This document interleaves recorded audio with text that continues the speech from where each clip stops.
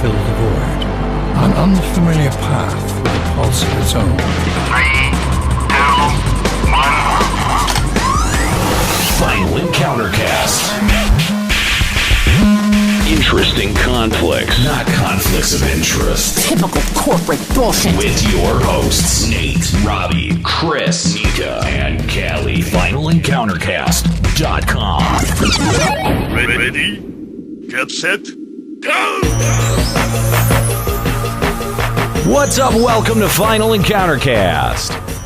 Thanks for joining us. Twitch.tv/Limit Break Radio starting at 1 p.m. And we're happy to be back in studio this week, not having to run the janky low power setup that we were on last week, although we appreciate your patience while we engineered through that. But yes, we're back to normal now. Yay! Oh, it was so nice not having to drive myself this entire way. Yeah, well, yeah, this has been the first time in what, we're like almost a month, four or 5 weeks? 5 weeks since I've been back in the studio. Yeah, that's right. So we are, of course, rejoined by Dumb Idiot Dumbhead. Remember when he used to want to be... No, that was amazing. Dumb Idiot Dumbhead. I'm sorry, Dumb Idiot Dumbhead. That's what it says on the stream. That's your name on the stream. Oh, wow, it actually is. It is, yeah. So there's actually a visual payoff for that joke, you fucking idiot. And those podcast listeners will get that 100% of the time. It doesn't matter, because it was awesome. They're laughing their asses off right now. Remember when we first started FEC and he wanted to be known as Christoph? Yeah, I do. Yep.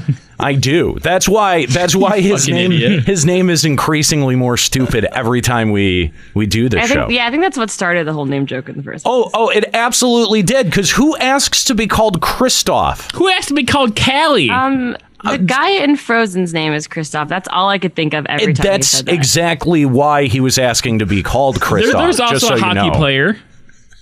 Christoph is a real name, but it is. I'm not saying it's not. I'm just saying the only reason he wanted it was because of Frozen. It sounds cool too. Shut up! No, it sounds doesn't. Russian. You need to have a Christoph. You need to have a vape pen and a scarf to be able to make that work. I got one of those. Here we go. I mean, you've got the fidget spinner. I know that. So, where is your fidget spinner, by the way? I don't know. My red one I lost. Oh. Wow. I have my blue one at home, though. So. That was solidly lodged in my ass for a good few minutes. So I'm sad that you lost it. Can't keep track of a fidget spinner. Has a child. I know, right? How's your stupid baby? Well, to be fair, the child makes noise when it's lost, so... I had to see it today. You've already lost your child? He's not talking about like the baby noises that it makes. He put one of those like square finder chips where you can like locate it from your phone.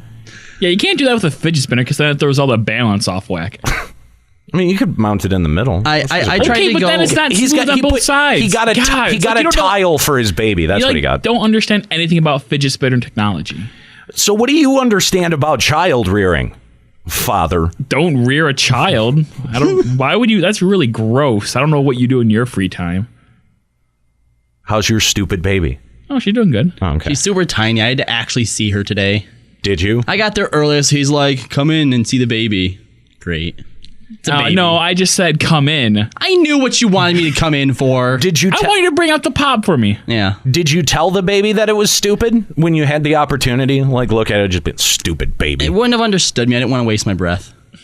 But you gotta start that reinforcement early. I think I'd rather. Do not listen to any of. No. I don't want to reinforce the baby to have problems. All right, it's bad enough that this is its father.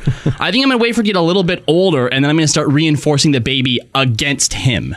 Oh, yes, that is exactly what you should do. No, don't reinforce that the baby is stupid the other way around. I'm already starting her young. I'm working towards like the anti-love treatment where I just don't give her any attention at all. So eventually she'll grow up to have daddy issues and she'll do anything to please me. And anything she does will just be no. I'm going to tell her she's adopted. Oh, man. Chris is putting her on the stripper path. Chris, you're raising a stripper. A smart stripper. I'll force her to do homework. Also, what do you mean you're trying to get her off of the attention wagon? You told me that's all she wants is attention. Yeah. Which, by the way, makes sense. You know where she gets that from, don't you? Yeah, I wonder. I don't understand. What are you talking She's about? a baby. On the way Babies here, when you need kept attention. hitting the phone out of my hand and going, look at my card game that I'm playing. Look at. This is how I get crystals to get new packs. Robbie. Yeah, you weren't even looking at me. Yeah. Was he driving at the time? We were at Taco Bell. He was getting food. Okay. I was gonna say, you're driving and playing a card game? I was really confused. But if you, Oh, it's really easy to do that, though. Don't trust me. The card game auto plays itself, and if you think can. and if you think that this guy while driving won't still be like, Robbie, pay attention to me. Robbie, talk to me. Robbie, what are you thinking? Robbie, what's going on? Well, all she does is just play on her phone the whole time. She doesn't even look at me or try to converse. She just goes, yeah, tap, tap, tap. Her? Wait, she? Who are you talking about? What? Oh, I mean you. We were talking about Robbie. We are talking about Robbie. Father, everyone. He's a father now. And your baby plays on her phone already. No, I'm saying Robbie does. Robbie's a girl. If the baby played on the phone at this age, he probably wouldn't care. He'd be like, oh yeah, go play away. What do you think we got tablets for? Yeah. That's all the toys that kids need anymore is just a tablet. I disagree. I mean, I don't know. I don't know. There's this awful like baby show. It's like called Canimals, and like they're Are like they little cannibals? No, like a tuna can kind of thing. No, yeah, that's a really weird show. Yeah, and they're like, oh, it's a can, but it's also like a dog, and they go around like doing that stuff show and they is so barks. weird. What exactly is that supposed to teach somebody? Other than like an irrational fear of canned foods. Oh no, it doesn't teach you anything, but it keeps the babies like super entranced because they're cans and animals, and that's like the most amazing thing ever. There's also like a chameleon can. This is crazy. What? Yeah, it's a weird show. Maybe try watching on drugs. That might help. I mean, look, I know that there is strange child's programming out there, but like that takes the cake. That takes the can. That's a whole new can of worms.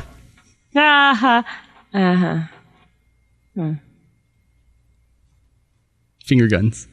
Let's check out what's going on in the news. I'm here to do the news tonight. And that's the way the news goes. Ladies and gentlemen, we interrupt this program to bring you important news. Here's a story that's out of this world. So, with Callie out of the studio today, I will be taking over news duties. Yeah, that's right. He's not here. I forgot.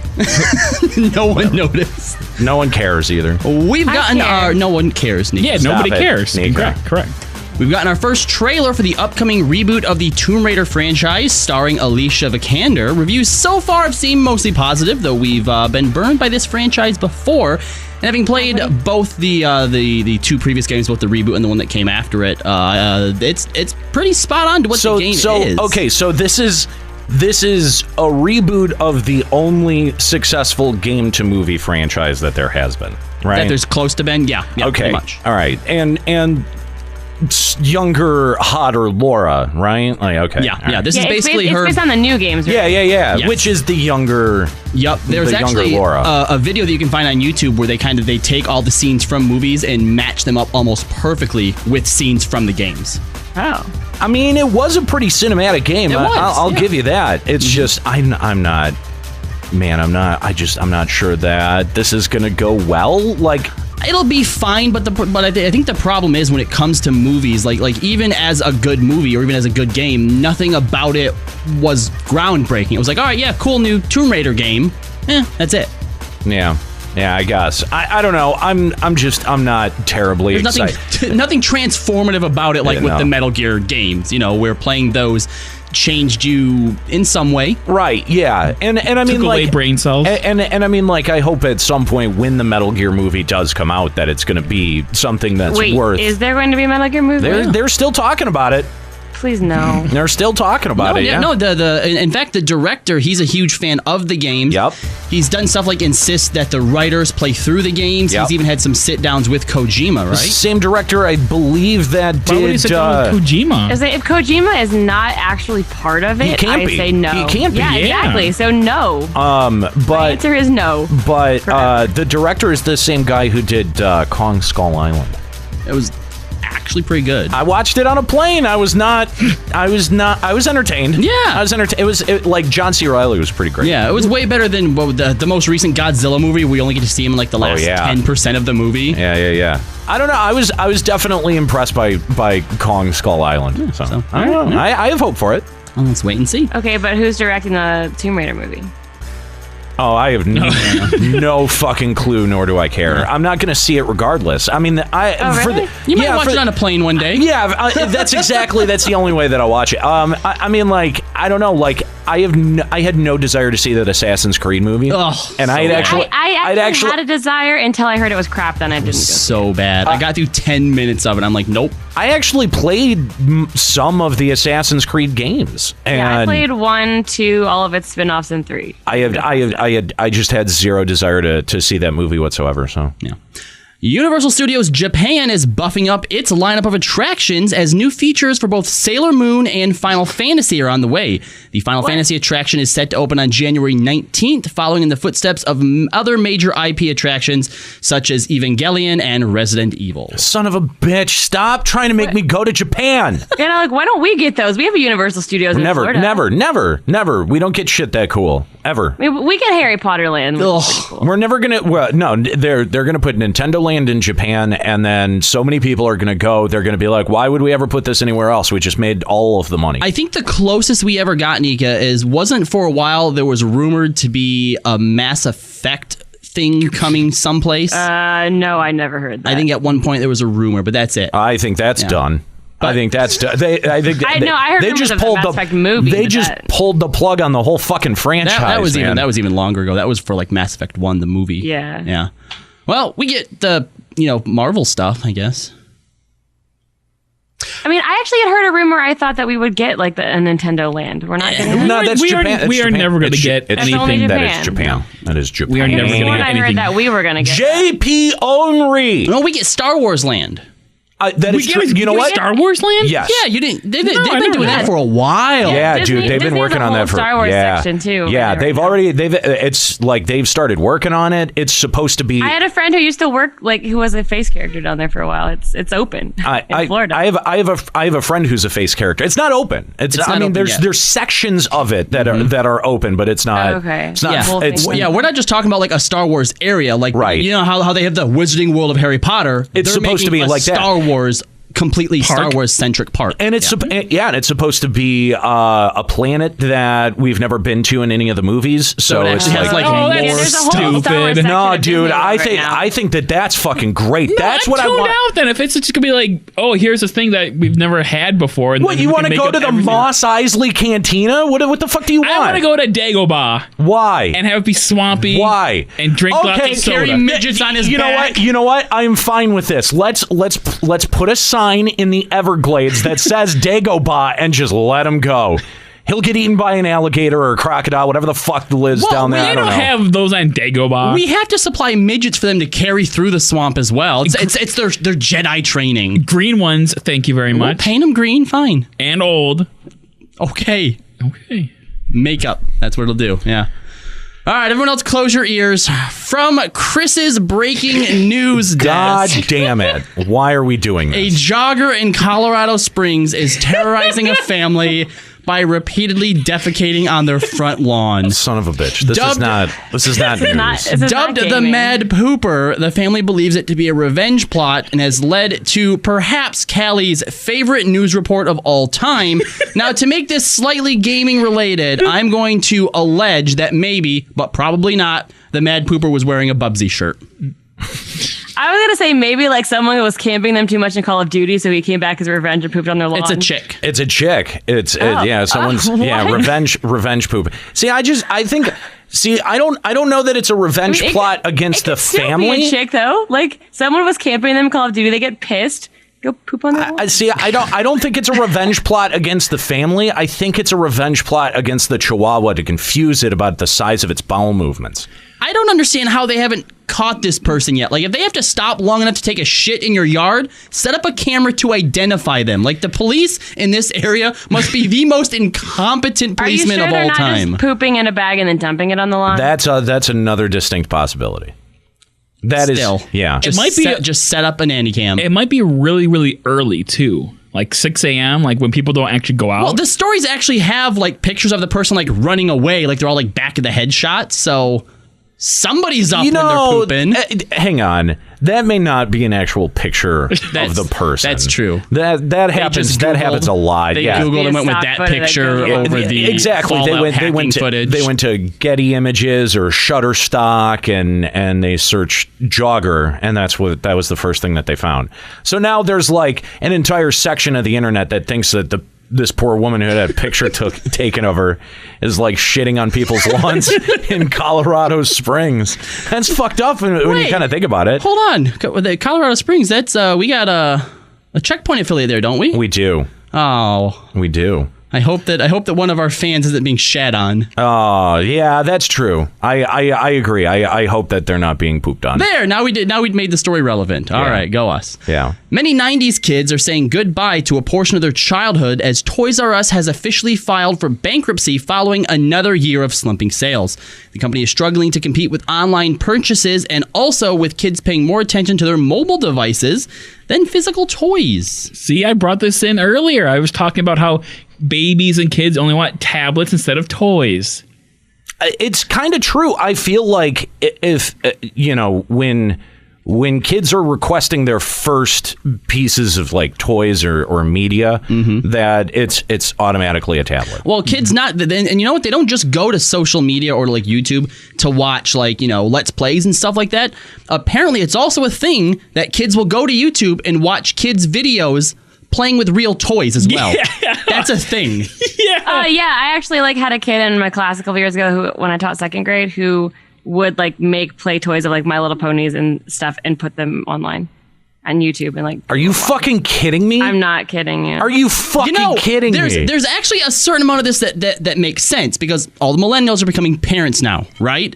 They have no money. They shouldn't be parents. So it's like the kids grow up knowing, I shouldn't even ask for toys because I know that my parents can't afford to buy me toys. But how sad is that? So sad. But I think of like a 5 or 6 year old going like I want to look up somebody playing with My Little Pony on YouTube. Also, it's sad. That's so sad. Stories. Like I know create I just discovered the whole section of YouTube where people will play with Barbies. Like you don't see the person's face. Like there's actually adults that will come up with stories and put their Barbies in those stories, and the kids will watch the Barbies interact within that story. Still a better story than FF15. Shut up. But if they're more creative than what that 5-year-old child could come up with, they might think it's kind of cool. But I mean, they have a frozen Barbie and it's interacting with archaeological Barbie, and look, they're going on an adventure. It's still to a so kid that sad. might be cool. I don't know. Hold on. Archaeological Barbie. Everyone knows that women can't be archaeologists. They can't get their nails dirty. He's got a point. You have a daughter. You should not be speaking like this now. She doesn't understand what I say yet. Wow. Way to gender type her and stereotype her into a role.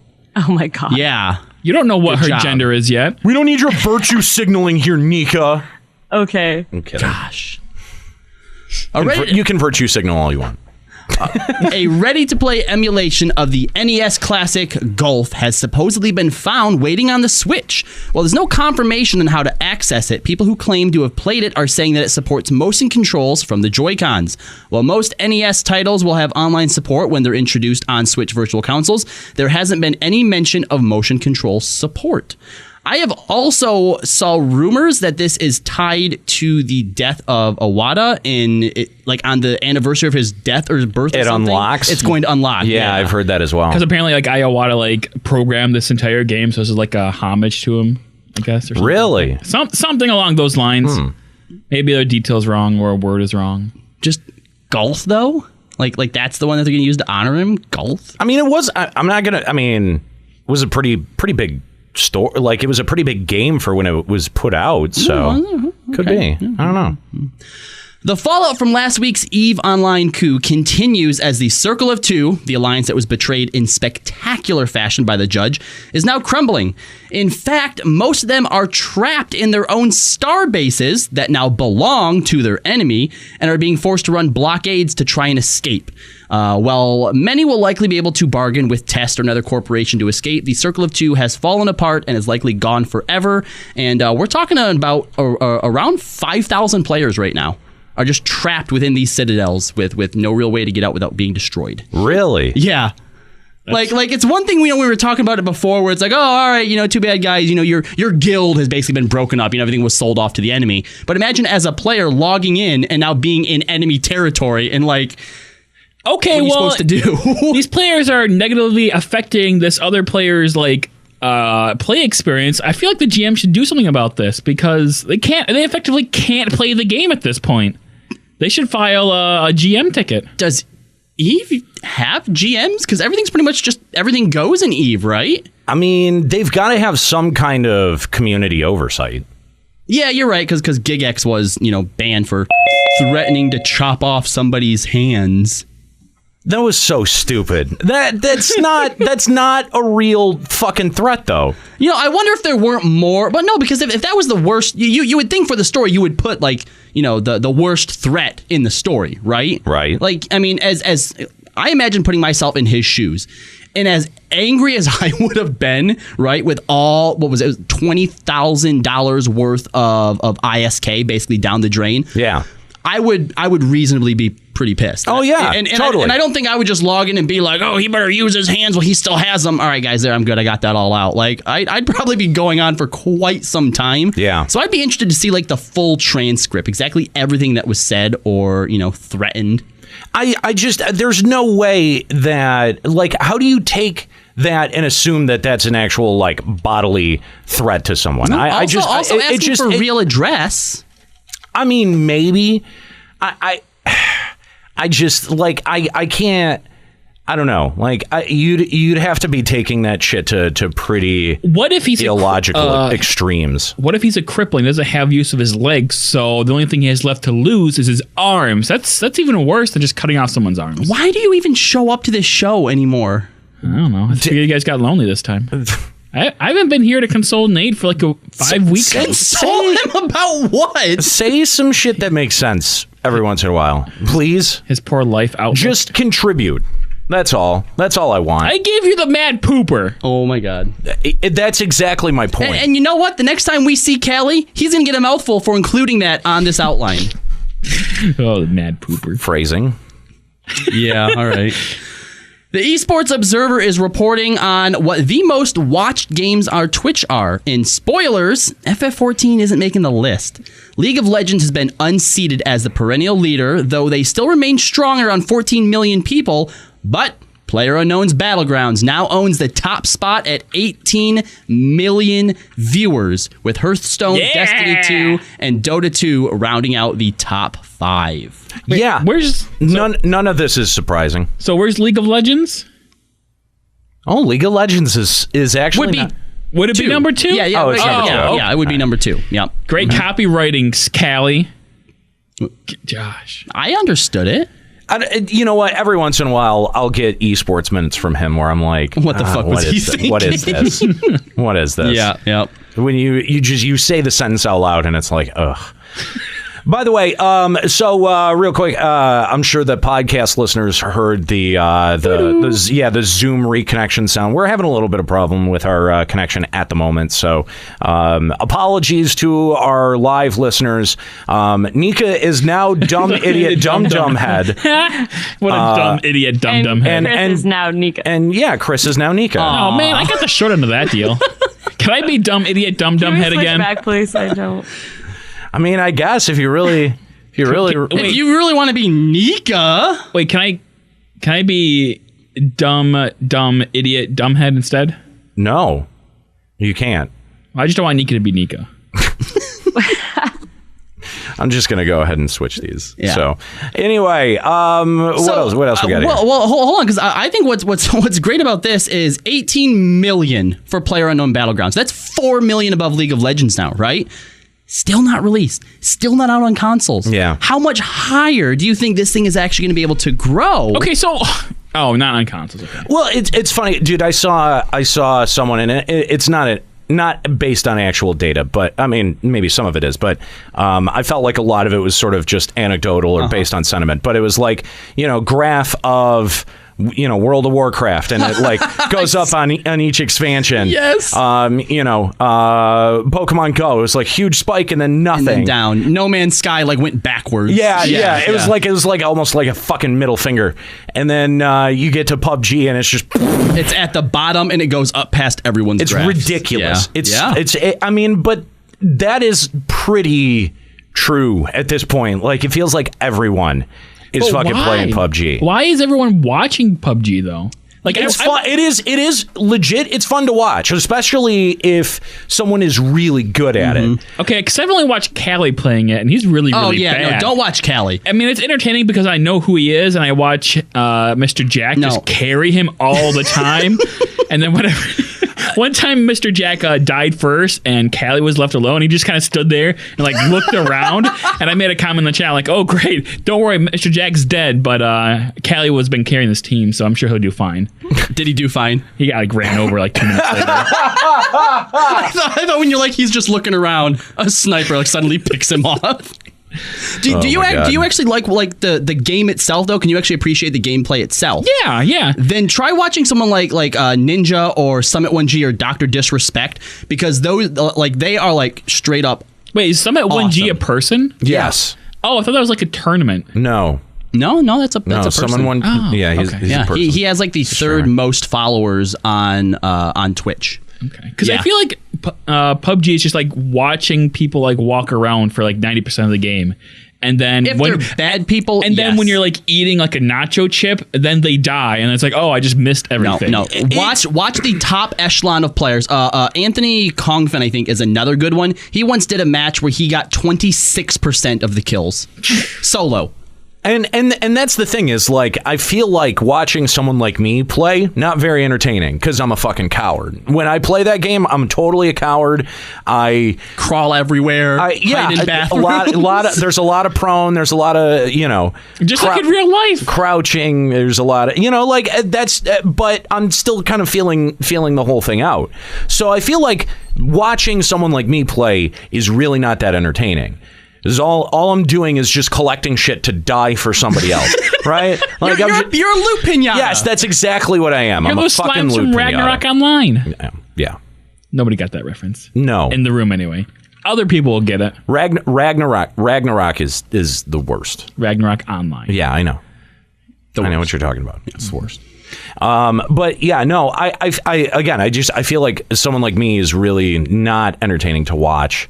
Because mostly I'm collecting ammo randomly. There was yesterday I was even in a match where all I had was a handgun. I had no armor, nothing. I had shit, and came across the guy with a shotgun. Heard him somewhere else in the house and just kind of waited. And I got 3 shots into him. He got 1 into me, and that was it. It was the most disappointing. You're literally just an NPC mob at this point. Pretty much. Yeah. That's awesome. That's me too, though. To be fair. But I stealth everywhere. But the thing is that the process of doing that, like the process of playing that, is really fun. For some reason, there is something even. I mean, like I got spanked bad yesterday, twice in a row. One of them I felt like I really shouldn't have lost, and I ended up logging off in frustration. But it is like, even when you lose, it's very fun. Mm-hmm, yeah. Niantic is making a fortune off of their sponsored Pokestops, with reports surfacing. Guess who has breast cancer? That was weird. That was super inappropriate. No, I was looking at the Final Encounter cast outline, and for some reason my mouse like jumped off the screen, and I was trying to click that so I could like scroll down a little bit. So. And that's what you clicked on. I mean, I wasn't looking over there. That's what are the odds? What are the odds? Worst drop ever. I mean, just like that was there. Like that's one of those drops. That's one of those drops where it only works in like very, very specific contexts. Very narrow drop, and that was not the context. Not it. Like, not at all. I mean, most like We can go like 10 shows before we even have like a chance at that drop, and no, what the fuck? This was not one of those 10 shows that we could use the drop in. What the fuck? That was terrible. It was real bad. What? So, anyway, these reports surfacing are saying that they're charging stores up to 50 cents per spin, whereas many of us assume the sponsored stop was probably a one-time payment. It now looks like they're being paid for traffic, and we're kind of wondering, do you think that 50 cents a spin seems a bit steep? Absolutely. Now, yes. supposedly in the contracts it says per visit, right? So obviously a spin for a Pokestop would be the visit. And as a lot of us who play Pokemon Go know, just because you walk up to the Sprint store doesn't mean you're going into the Sprint store. Doesn't mean you're within 30 feet of the Sprint store. Right. Well, I've done like Pokemon raids at Sprint stores at the gyms, and I don't go in at all. I mean, I feel kind of, I feel a little bit bad because, how often are you just driving around all spinning the time. stops? I mean, that doesn't count for a visit. I feel like, dude, that is insane, and I feel like there's not going to be a lot of companies that are going to be jumping at that opportunity. I guess that's why only Starbucks and Sprint has jumped on board. And Boost. And McDonald's. Right? Have they yet? I know McDonald's there were all rumors about it. There was a lot of rumors about McDonald's, but I wouldn't be surprised if they pulled out. Yeah, because 50 cents a stop. Come on. First of all, I think up to 50 cents a stop. That valuation is insane. It is. That's totally fucking insane. The second thing is, I feel like the engagement overall with the app, that, you probably could have gotten away with that early on in its launch, where there was a lot of engagement and it was the hottest thing to do that summer.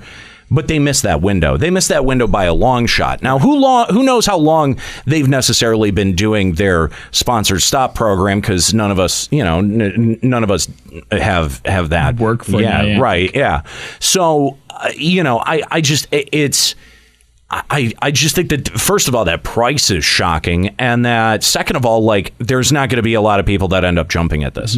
It doesn't even really make sense for places like Sprint or Boost to go in on this, because random passerbys aren't going to go into the store and be like, oh, I guess I'll buy a phone today. Right. But McDonald's or Starbucks, that makes a lot more sense, because I'm here anyway. I'll go buy a freaking latte. That is true. Latte, liquor balls. I have sat in Starbucks and just sat there and spun while I was eating or drinking. Yeah, totally. I cannot Sprint. Yeah. And the thing is, makes no sense. The thing is, what do you want to bet that since they're paying for sponsored stops, that the EX Raid program isn't, because it's only happening at Starbucks and Sprint gyms, that they're not paying some kind of premium for that as well. Yeah, I guarantee it. I mean, for me, it's hard to be like, oh, I feel bad for Sprint and Starbucks, because it's not like they wouldn't have known this going forward, right? Well, this is something that would have been on the contract. Yeah, but I'm not saying I feel bad for them. I'm just saying that's a really shitty Who knows? deal. Yeah, and who knows when those contracts came out? They may have approached those companies before the launch of the game, and then, we all know how slowly content started to be added. It even took, 6 months for the next round of stops and gyms to get added or adjusted? I feel like it's taken them a full year to get to the point where they have a workable game. And now that they do, and I will say that the game is a functional game, the raid system definitely needs a bit of work in terms of incentivizing players. Yes. The EX raid system is probably the worst thing that they've done, and putting the eggs back in. I'm so mad about that. May have also been one of their dumbest moves. On top of reducing worthwhile raid drops. Yes, exactly. Yeah, by putting potions and shit in there. Yeah, they needed to put potions, but not in the way that they did. Right. So, there's a lot of problematic aspects with, what Pokemon Go has done in terms of developing the content. And if they really think that it's worth 50 cents a spin, dude, a spin, man. I just do not see it. Even though there's not that many people playing as there were, there's still a ton of people that will walk by and spin. And if you were just getting random, especially if there's a decent, or just at lunchtime, and there's a Sprint in my strip mall where all the restaurants are. So I can imagine someone on their lunch break just spinning a bunch of stops and not walking in any of those stores. Like, doesn't it? It's so steep. Like, I think that you guys brought up a really good point. Like, it makes a lot more sense for like a Starbucks or a where if 1 in 5 people actually go in and buy something, where you it's can not impulse worth it. buy something. Or like a bar or something like that. That makes sense. But you're right. Like a Sprint store, that does not make sense at all. Sprint also has that whole trainer rewards incentives, to get people into the store as well. And you need less people to buy a phone to make up than you do for someone to buy a burger at McDonald's. I mean, I guess. Yeah, I guess. I don't know. What are those trainer incentives, though? Like at the Sprint store that says, come on in to get your trainer level badge. And I've had people say they went in and got nothing. Because they ran out of badges. I thought that they had heard that you can also get like some type of promo code that when you, because there's a little promo section in the shop that doing that sometimes gets you free items. Yeah, junk items. Yeah, well. Have you guys been doing the increased Stardust shit at all? I haven't even logged in. Not intensely, but yeah. First of all, it's too hot out to actually go out and actively do it. That's part of the problem. So just like in the car, while I'm here, stuff like that. How about the gift boxes with the super? I got one. Yeah, I did. Yeah, I got a super because there's incubator. 2K eggs that will hatch 10K Pokemon. So I needed to clear out my eggs in order to get the new one. So I did do that. If they didn't have lucky eggs or the modules, sure, I would totally drop all the gold I have on super incubators, but not if I'm also wasting gold on the other crap. Here's the thing: is they didn't include any type of Pokeball in those packages, and they really should have. They really should have. Yeah. Niantic has a hard time with this whole incentive thing. Yeah, no, they definitely do, and it's like, do they even play their own game? Because ask yourself, would I buy this? Well, I mean, and when you think of like all of the stupid bullshit that you have to do to get a Mewtwo, you know what I mean? Like, I have no patience for this shit anymore. I have no patience for raiding anymore. I was so ready for raiding to be done when it's done. Yeah, Raikou? I do. Okay. Yeah, I don't yet. I don't. A Ryoku. I have the worst luck with Raikou compared to the other raids, though. Like, I used to catch, I think I probably had an 80% raid catch. Raikou, I am at less than 50% catch. Wow. I got my one, and that's I don't need them, but I don't need a good IV one. I'm 0 for 0. I don't. I've got a pretty decent IV one, actually. I mean, I think I will try to see if I can get an EX raid pass just to see if I can participate once. See, here's my problem. Of all the Sprint and Starbucks and boosts that I know of, they're all just stops. Normal Pokestops. I had to ask the Discord server. I was like, everything I know is a stop. I don't know any gyms. What gyms are you guys going to? So if that's the actual like, boom, this is it, then I'm not getting a Mewtwo. If it's still just technically in testing and they will eventually expand it, then I'll try and get one. But if this is it, nah. Well, they better, because like the thing is, if I could get an X Pass, I would totally go to the Mewtwo's. It's just that they don't tell you which gyms. So first it was only Sprint stores, and none of us had any of that. And the last time I raided a Sprint store was way back during Articuno's original run. It's like, okay, I didn't get one. Yeah, but now... then I purposefully went and raided at the Sprint store, and then it was Starbucks. And I don't have any Starbucks gyms around me. They're all just Pokestops. So again, but I think this is it. I think I'm like on 90% sure that it's out of beta and this is considered full release. Like, this was the whole when they outlined the concept for it. This was the fucking concept. So I mean, as long as you can find a gym now that is Sprint or Starbucks, you can get an EX pass if you raid out of it. As far as I understand. I don't know. I'm gonna try. That I'm gonna try it. Spread out to any gym now because. No. Because the original announcement was do raids at as many gyms as you can to increase your chances of getting one. It wasn't like only sponsored places. Well, they didn't say that, but I mean, they said specific locations. They said specific gyms. They actually did. They did say that. Yeah, they did say that. So I have a feeling that they're trying to leverage this as a way to make scummy. money. It is. I mean, like when you really think about it, like it really is.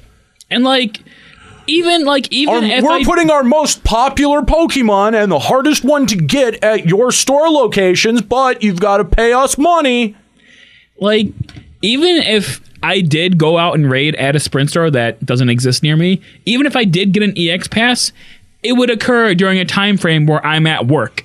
Right. Or if you showed up, what's to guarantee that there'd be enough people there to actually take it down? Oh, there will be. And There absolutely will be. And There's the other, only like a few in that area. Everyone's going to show up to that one. No. The other thing that was unclear about their original directions was like how we were being directed to which gyms and which gyms would be eligible. This solves that problem. It says Sprint and Starbucks. Figure it out, motherfucker. Good luck, fuckers. Boost when they decide to give us $500,000. I can almost guarantee you that it was brokered for something like that. Maybe $250,000. I don't know. Like what? I don't know what people think Mewtwo's worth. But I mean, technically, it's the best Pokemon in the game, right? Right now. That's what I understand. Yeah. If you are comparing stats. I mean, it's Psychic. It has the best attack, best defenses, highest CP. Although, I mean, Gen 2's in there, so you've got the dark typing, so it's not like Psychic has the typing advantage. Tyranitar exists. Yeah, but even your dark ones like Umbreon are still considered pretty low. Tyranitar. Yeah. That's your dark attacker we have right now. Yeah. So, I mean, I don't know. So basically, okay. So we've been on this for like 20 minutes, but so when's Gen 3? Because I mean we're moving in. I know it feels like goddamn June. Global warming, y'all. I know it feels like goddamn June in Georgia outside right now. But when do you think we're? I mean, we are moving into the fall. It is the second day of fall, technically. Yeah. When do we see Gen 3? Because we started seeing the Gen 2 baby evolutions coming out of eggs around the time leaves started falling from trees. And Gen 2 officially came out right after Valentine's Day. Yeah, I think that technically, based on how long it took from launch to get Gen 2 and from Gen 2 till like now, I think that it's been just as long. So you would think any time now, but we haven't heard anything, and they're so busy still with X raids. It's not that we haven't heard anything. Actually, with one of the data mines, they added all the data for Gen 3. Really? It's in there. Yeah, it's there. It's there. It's ready to go whenever they say the word. So, you know, the pokes are there, the fucking character models are there, the data's there, the move data's there. It's all ready to go. You think they'd wait till after they finish up their window for the legendary dogs? Fuck yes, I do. So 2 months still then. Yeah, I mean that makes sense too. I feel like so November. Yes, before we get the full gen. But how, are they going to do an early rollout like they did of Gen 2? Yeah, I could see that. Is there that many babies in Gen 3? I don't see. I think that they'd have to go a different route. I think no. Well, because Gen 3. We didn't get the third stage evolutions for things like Magmar and Electabuzz. The ones that needed items. Right. Like that didn't come until Gen 4? Yes. Or was that 5? I think it was 4. I think it may have been 4. Right. So, yeah. They'd have to figure out something else to do. I mean, it made sense for babies because you can't find them in the wild, so it makes sense you'd have to RNG your way into the babies into the eggs. through the eggs. If they just pop in the wild, then like it's just kind of arbitrary to say only these are popping in the wild, but the others are coming later. That's kind of a disconnect. Gen 3 was not solely, like, it was not all new Pokemon. That happened in Black and White, where you had no old Pokemon, right? Because I'm pretty sure Gen 3. No, yeah, Gen 3 had shit like Magikarp and Zubats. This is Ruby and Sapphire, right? Yes, Ruby and Sapphire. Yeah. Not the remake, not Omega Ruby, Alpha Sapphire. There were obviously some new ones, but they also focused more on giving older ones different evolutions one has now. Blaziken, that was my fave. Yeah. I love Blaziken. I don't know. I'm kind of starting to fall into the fuck Pokemon Go camp, so. I mean, yes. It would be really nice if you guys would just stop playing so that way I could stop playing, because the more I hear about it, the more I feel obligated to play. But if you guys just stop playing, then I can stop playing, and then we can all live happier lives. Dude, the problem is, though, is that we run a Pokemon Go podcast. Damn it! Yeah, right. No, the problem, I mean, living where I do, I always feel like I have, you like just I can flip it open. Yeah, I can just pop it open and just. So move. No, yeah. Just move. Just move. Just move. You only just fixed your power problems. Right. Move for the Pokemon. You see, you increase the value of your house, of your room, rent. In other news, Gatorade has reached a settlement with the state of California. Their mobile game, Bolt, is a runner in which Usain Bolt goes faster if you pick up Gatorade and slower if you pick up water. The opening instructions of the game say, keep your performance level high by avoiding water. Dude, that's fucked up. That's so fucked up. According to the settlement, they're going to have to stop disparaging water in their game. Why would you choose water for the bad item? Right? Why don't you have... Like, it could have used soda. Right? You know, actually, yes, because that is like a direct competitor of yours. So yeah, put soda in there. I don't think anybody's going to bat an eye. But if you're like, drink Gatorade over water to stay healthy, immediately you're going to have like all of the health nuts and like, you know, vape dudes and vegans coming out of the woodwork being like, excuse me. Terrible call. Here's the problem. Water is not a fucking brand. It's not a brand. Water's a fucking element. We're made of 80% water. How can you disparage what we're made out of? That's insane. Gatorade, that's insane and irresponsible. Dude, that is the dumbest thing I've heard of a brand doing in a while. Yeah. I hate to give credit to her, but I think Nika's right. The simplest thing is to just have it be soda. Yes. Some kind of actually damaging fluid. And like literally just instead soda. of what we're made out of 80% of. That's fucking crazy. Rockstar released a cryptic tweet this week that read simply, Thursday, September 28th, 11 a.m. ET. Clearly, some sort of announcement is going to be made, and everyone is getting excited because the tweet was made in the font from Red Dead Redemption. They're finally going to release that ET game with the bike? Oh, shut the fuck up. What? Because I said 11 a.m. ET. Oh, god damn it. Yeah. You're actually excited for this game, aren't you, Nate? Weren't you a fan of the Red Dead games?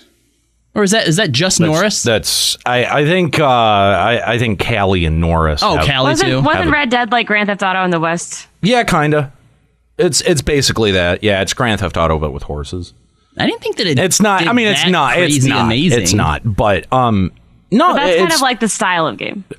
Like I didn't. I've played some of it. I didn't really get into it, but yeah, I sort of walked away with it going like, I'm not really that into Western movies, so I'm not totally into this. But I know that both Norris and Callie are both into it. All right, well, any of you Red Dead Redemption fans out there, get hype, I guess. All three of you. September 28th. Hey, that's this upcoming week. Cool. Bandai Namco seems to be enjoying their gaming niche of developing super hard games. Their upcoming vampire-themed action RPG Code Vein is drawing on the Dark Souls style of combat, and following their appearance at the Tokyo Game Show, we can confirm there is no difficulty settings for the game.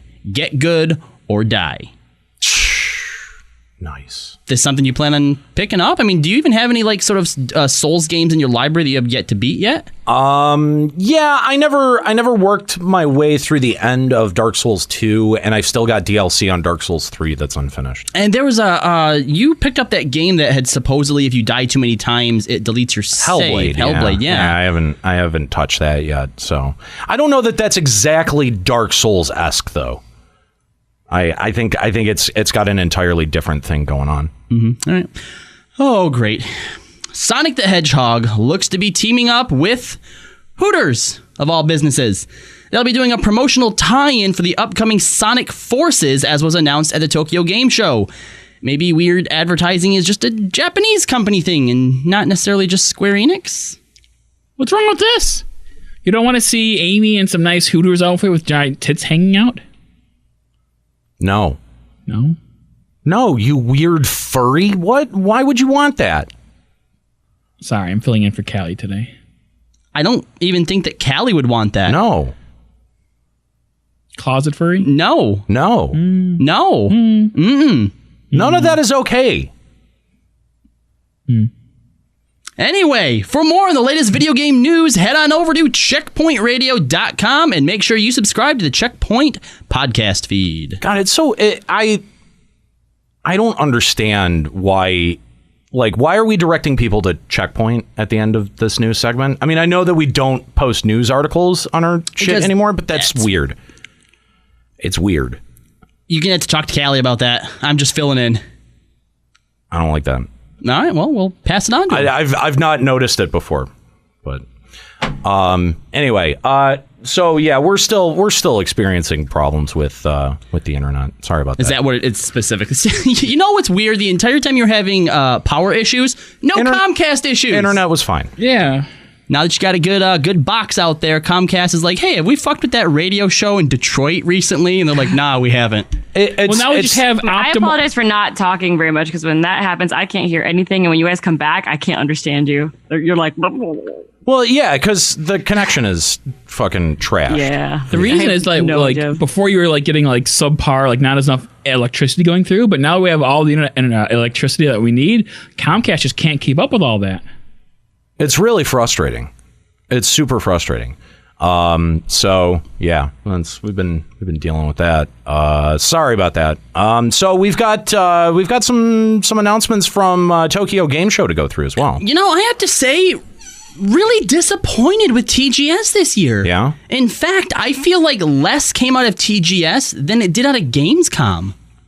That's kind of surprising. Yeah, I mean, now, granted, there wasn't anything at Gamescom that I would say was like high profile. It was a lot. Or wait, no, actually, I'm mixing that up with PAX now. PAX was all the indie stuff. Yeah. All right, there.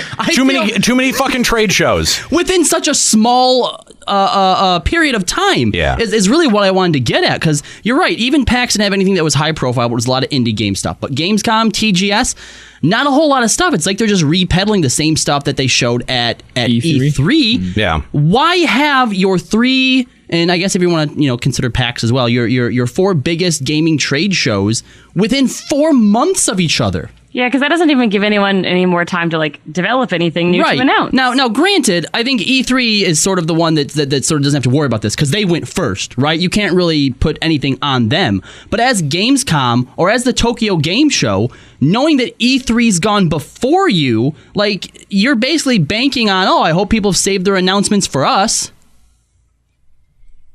Which one is bigger? It's like E3's the biggest one, right?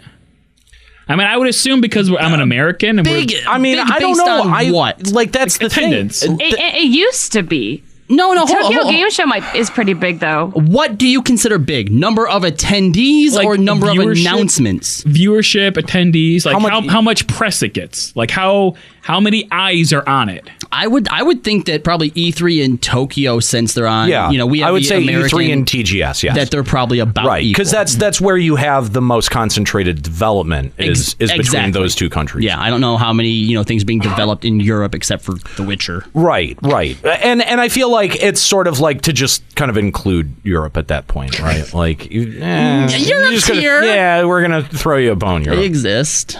But the thing, like. And we've been talking about this, that and I feel like E3 may be still the last holdout, that with individual companies being able to do individual streams, like your PlayStation Now or whatever it is, Nintendo Direct. Yeah, Nintendo Direct or whatever.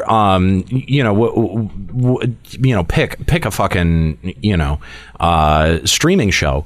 That because that's so easy and so ubiquitous that there really is no point to making huge announcements at something like TGS or E3, where you have to end up sharing the stage with other games, right? Like you've got to try about competition, right? Like you've got to try to be the breakout of the show, and there's no guarantee that you're going to be able to pull that off. Which, as a consumer, makes me so upset. Like, yes, you should have to compete, like, for my attention and for my money. You should absolutely be worried about whether or not you're the big breakout star or not. Yeah, but this is indicative of the way that all media has been going, where media really, it seems like media has shifted from informing people and helping people inform and form their opinions to now it just reinforces the opinions that they've already held or had,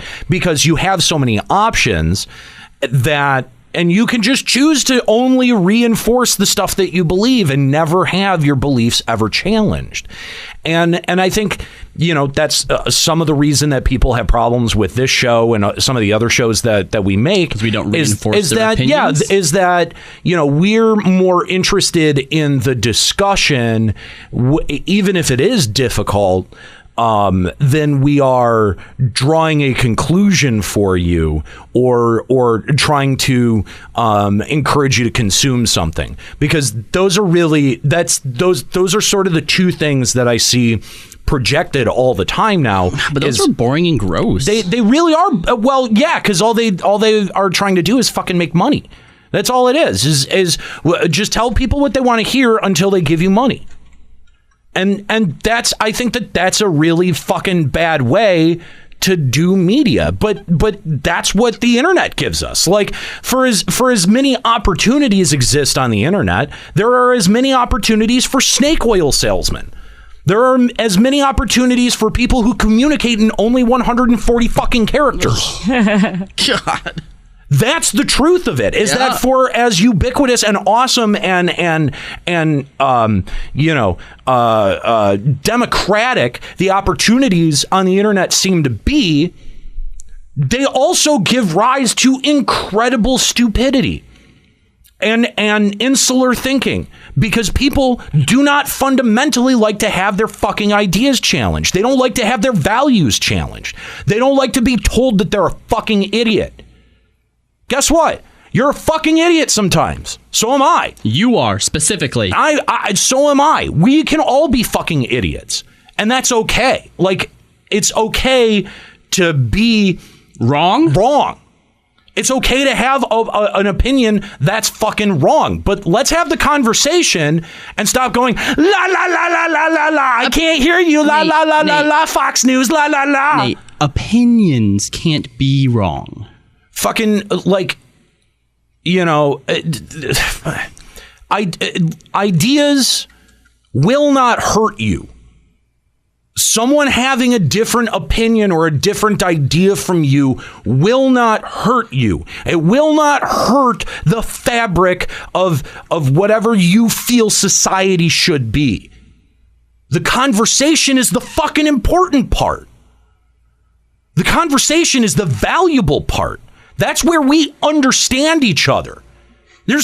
Nobody wants to fucking engage. You'll comment, as a 40-year-old fucking adult, you'll go and you'll tell Miley Cyrus or whoever that she's a whore on one of her music videos. But you won't meaningfully engage with shit that matters, that affects you, that makes you look fucking stupid and weak. The amount of people who have been speaking out against dumb fucks like PewDiePie, or the people who stayed silent the entire time Gamergate trashed this fucking community. Fuck you. Like, fuck you if you stay silent, especially right the fuck now. Because the opinion can't hurt you. And I'm not going to hurt you for your opinion. Most people shouldn't.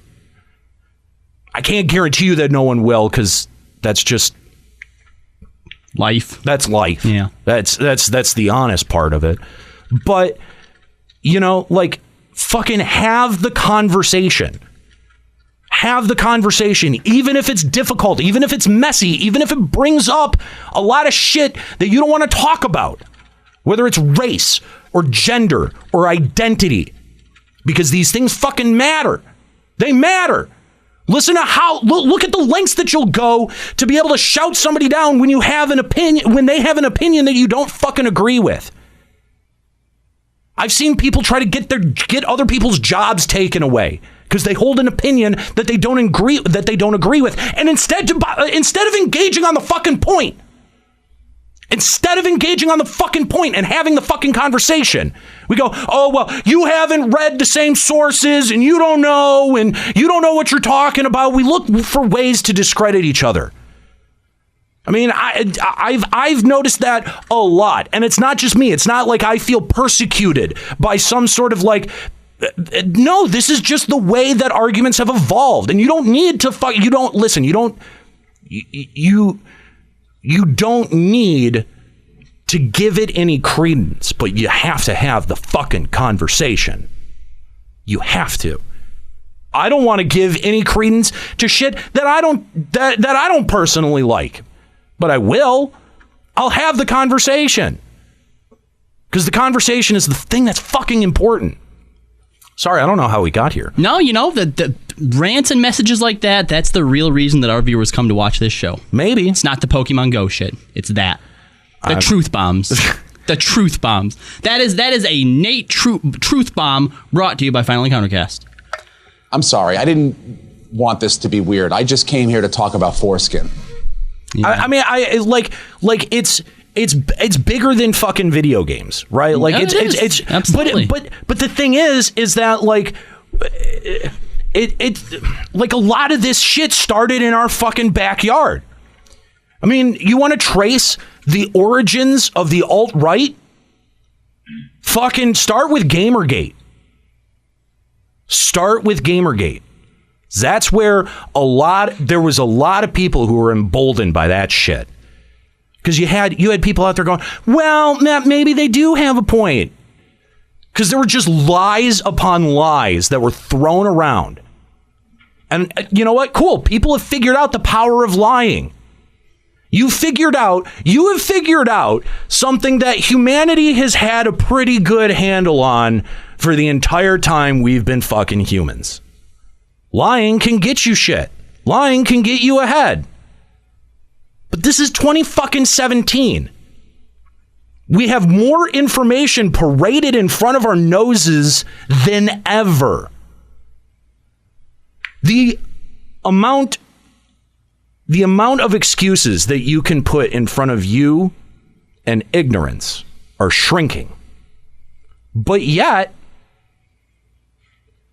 look at how our leaders reinforce things like truth and facts. Fucking, they don't mean anything right now. I mean, it's 2017. It's 92 degrees outside in Michigan, but yet, fucking global warming's not a thing. God damn it, I'll shout you down if you even try to bring it up. Fuck you. You go outside in 92 degree weather in the middle of fucking September and you tell me that shit's normal. Yeah, not for Michigan. Fuck no. Dude, when I lived there, it would hit 90 degrees maybe in July and just fall off there. 2 days ago, Michigan was the hottest place in the United States. Mount Pleasant, Michigan, our alma mater. No way. Yesterday was the second hottest city in the nation. The fuck? Hotter than Houston. Hotter than Miami. That's fucked up. That's fucked up. You keep trying to tell me that this is fucking normal. I'm confused because, like, while my pool was open at my apartment, it was cold outside. And now that the pool is closed, it's hot as hell. I'm so mad. That's one of the biggest bullshits about right now is that all the pools are closed. Because it's fall. I never went and used the pools in the summer because it was actually like 70 degrees and breezy. And I'm like, this isn't really pool weather. And now it's so hot. Yeah. Well, let's go ahead and take a look at some of the announcements that came out of the Tokyo Game Show. Wow. I don't know. Changes we're talking about, right? So don't know how we did that. All right. It was a truth bomb. They happen every once in a while. So Left Alive has been announced as a new survival action shooter from Square Enix, and it's being directed by Armored Core director Toshifumi Nabeshima. PS4 release is set for 2018. Did they change the name from Metal Gear Survival? Yeah, I was going to say.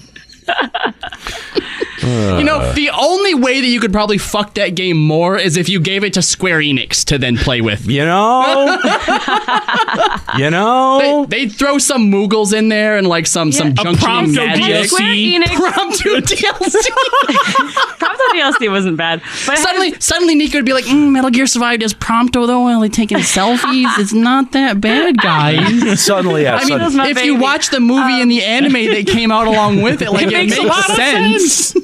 But has Square Enix ever actually had like a survival shooter that's been successful ever? Here's Hang the problem. on. Here's the real Wait. Has Square Enix ever made a game that wasn't an RPG that was a smash hit success? That's what you have to ask. No, Nika, at some point, I want you to actually go and look up every game that Square Enix has developed. Yeah, not published. Yeah, Look at what they've actually developed, right? And then tell me which one of those you would consider like a classic hit. Like, I'm pretty sure all the Final Fantasies, for the most part, have some level of success. And then, like, things they tried, like The Last Remnant, even though it's an RPG, it was horrible. Okay. Like, so I feel like, so Square Enix hasn't just made RPGs, right? Like, they've definitely made other things, right? Like, they've made a variety of things. But none of those games that aren't RPGs, I don't think have ever really done that financially very well. Well, and I'm not even necessarily saying that maybe they didn't, maybe they turned a profit, right? But we don't look back on any of those games the same way we look back on Final Fantasy 6 through 9. We don't look back on those games, you know, the same way that people do on like Grand Theft Autos or the Uncharted's, right? Well, they're just like, that was a game, it was okay. When you think about Square Enix's lineage, right? There are specific titles and franchises that come to mind. Obviously, Hitman? Obviously, fuck off. Obviously, Final Fantasy and Dragon Warrior are up there for the big franchises, but they've also had other monster successes. Chrono Trigger, Chrono Cross is kind of debatable, but Chrono Trigger for sure. You know, dude, everyone owned Secret of Evermore, Legend of Mana. You know, like. And then when they moved into the PlayStation era, they did try to do more things, but not, you know, Parasite Eve was never as popular or as well loved or well liked or sold as well. It got a sequel though. I mean, it did. Yeah, it did. But you know, like all of the games from that era, like I just can't think of anything that registers as a classic or even as a strong contender that isn't an RPG. I mean, yeah. Am I wrong? No, you're not. Because if I mean, and I'm not saying that Square Enix is only ever a one-trick pony. Obviously, they do really try to put out other stuff, but in terms of what makes them money, because at the end of the day, they are a company and they do have to worry about that bottom line. You know, like they're an RPG company. I mean, they've done shooters before. Dirge of Cerberus, thank you very much. Right, but it didn't do well. All that well. I'm not saying that they can't make other games. I'm just saying when they simply do, because it had the Final Fantasy title, but as a game, nobody really liked it, and then it kind of fell off. I just. Looking through that Wikipedia that I mentioned, the only game on here that like I look back on and think, yeah, that was like a great game that was actually developed by Square Enix was Kingdom Hearts 2.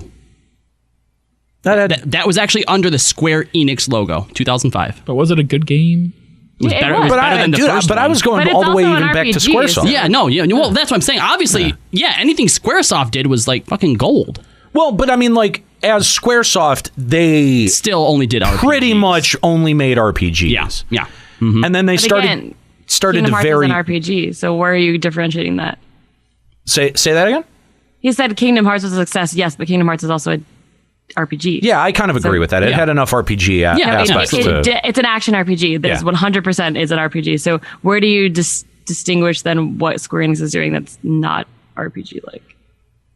Well, I mean, like there are games. See, the thing is that none of them are jumping to mind at the moment. Is that I know that they've made games that aren't RPGs. I mean, I can start like the problem is as I'm going through this list, a lot of them. All right, let's use the Hitman series or the Deus Ex series. Neither of those are like straight up RPGs. They have like action elements to them as well, right? But they're just publisher. They're just the publisher on that. Of Deus Ex, are they? Yeah. No, I think they developed too. Oh no, you're right. That Deus Ex was Eidos Montreal. Yeah. I was going to say that's an Eidos thing. Yeah. So I mean, in the attempts that they've made, Final Fantasy IV: The After Years. Oh, that's an RPG, and it was terrible. Yes. And it was pretty bad. Thanks for that. Great job, Chris. But I mean, you know, like I don't know. I don't see this being great. Although someone had said earlier that Project Octopath Traveler looks pretty decent. It does. Yes, I'll back that up. But it's a Switch exclusive. Yeah, good job, Switch. So I mean, Switch is good. Who doesn't have a Switch by now? Yeah, right.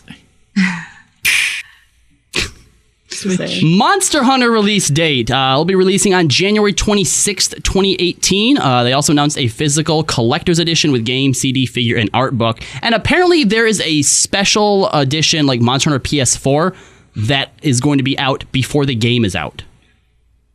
What, hardware? Yeah. Oh, yeah. Whatever. I guess. And that's cool for people who really like Monster Hunter. Like, does it come with the game? No, because the game won't be out yet. Yeah.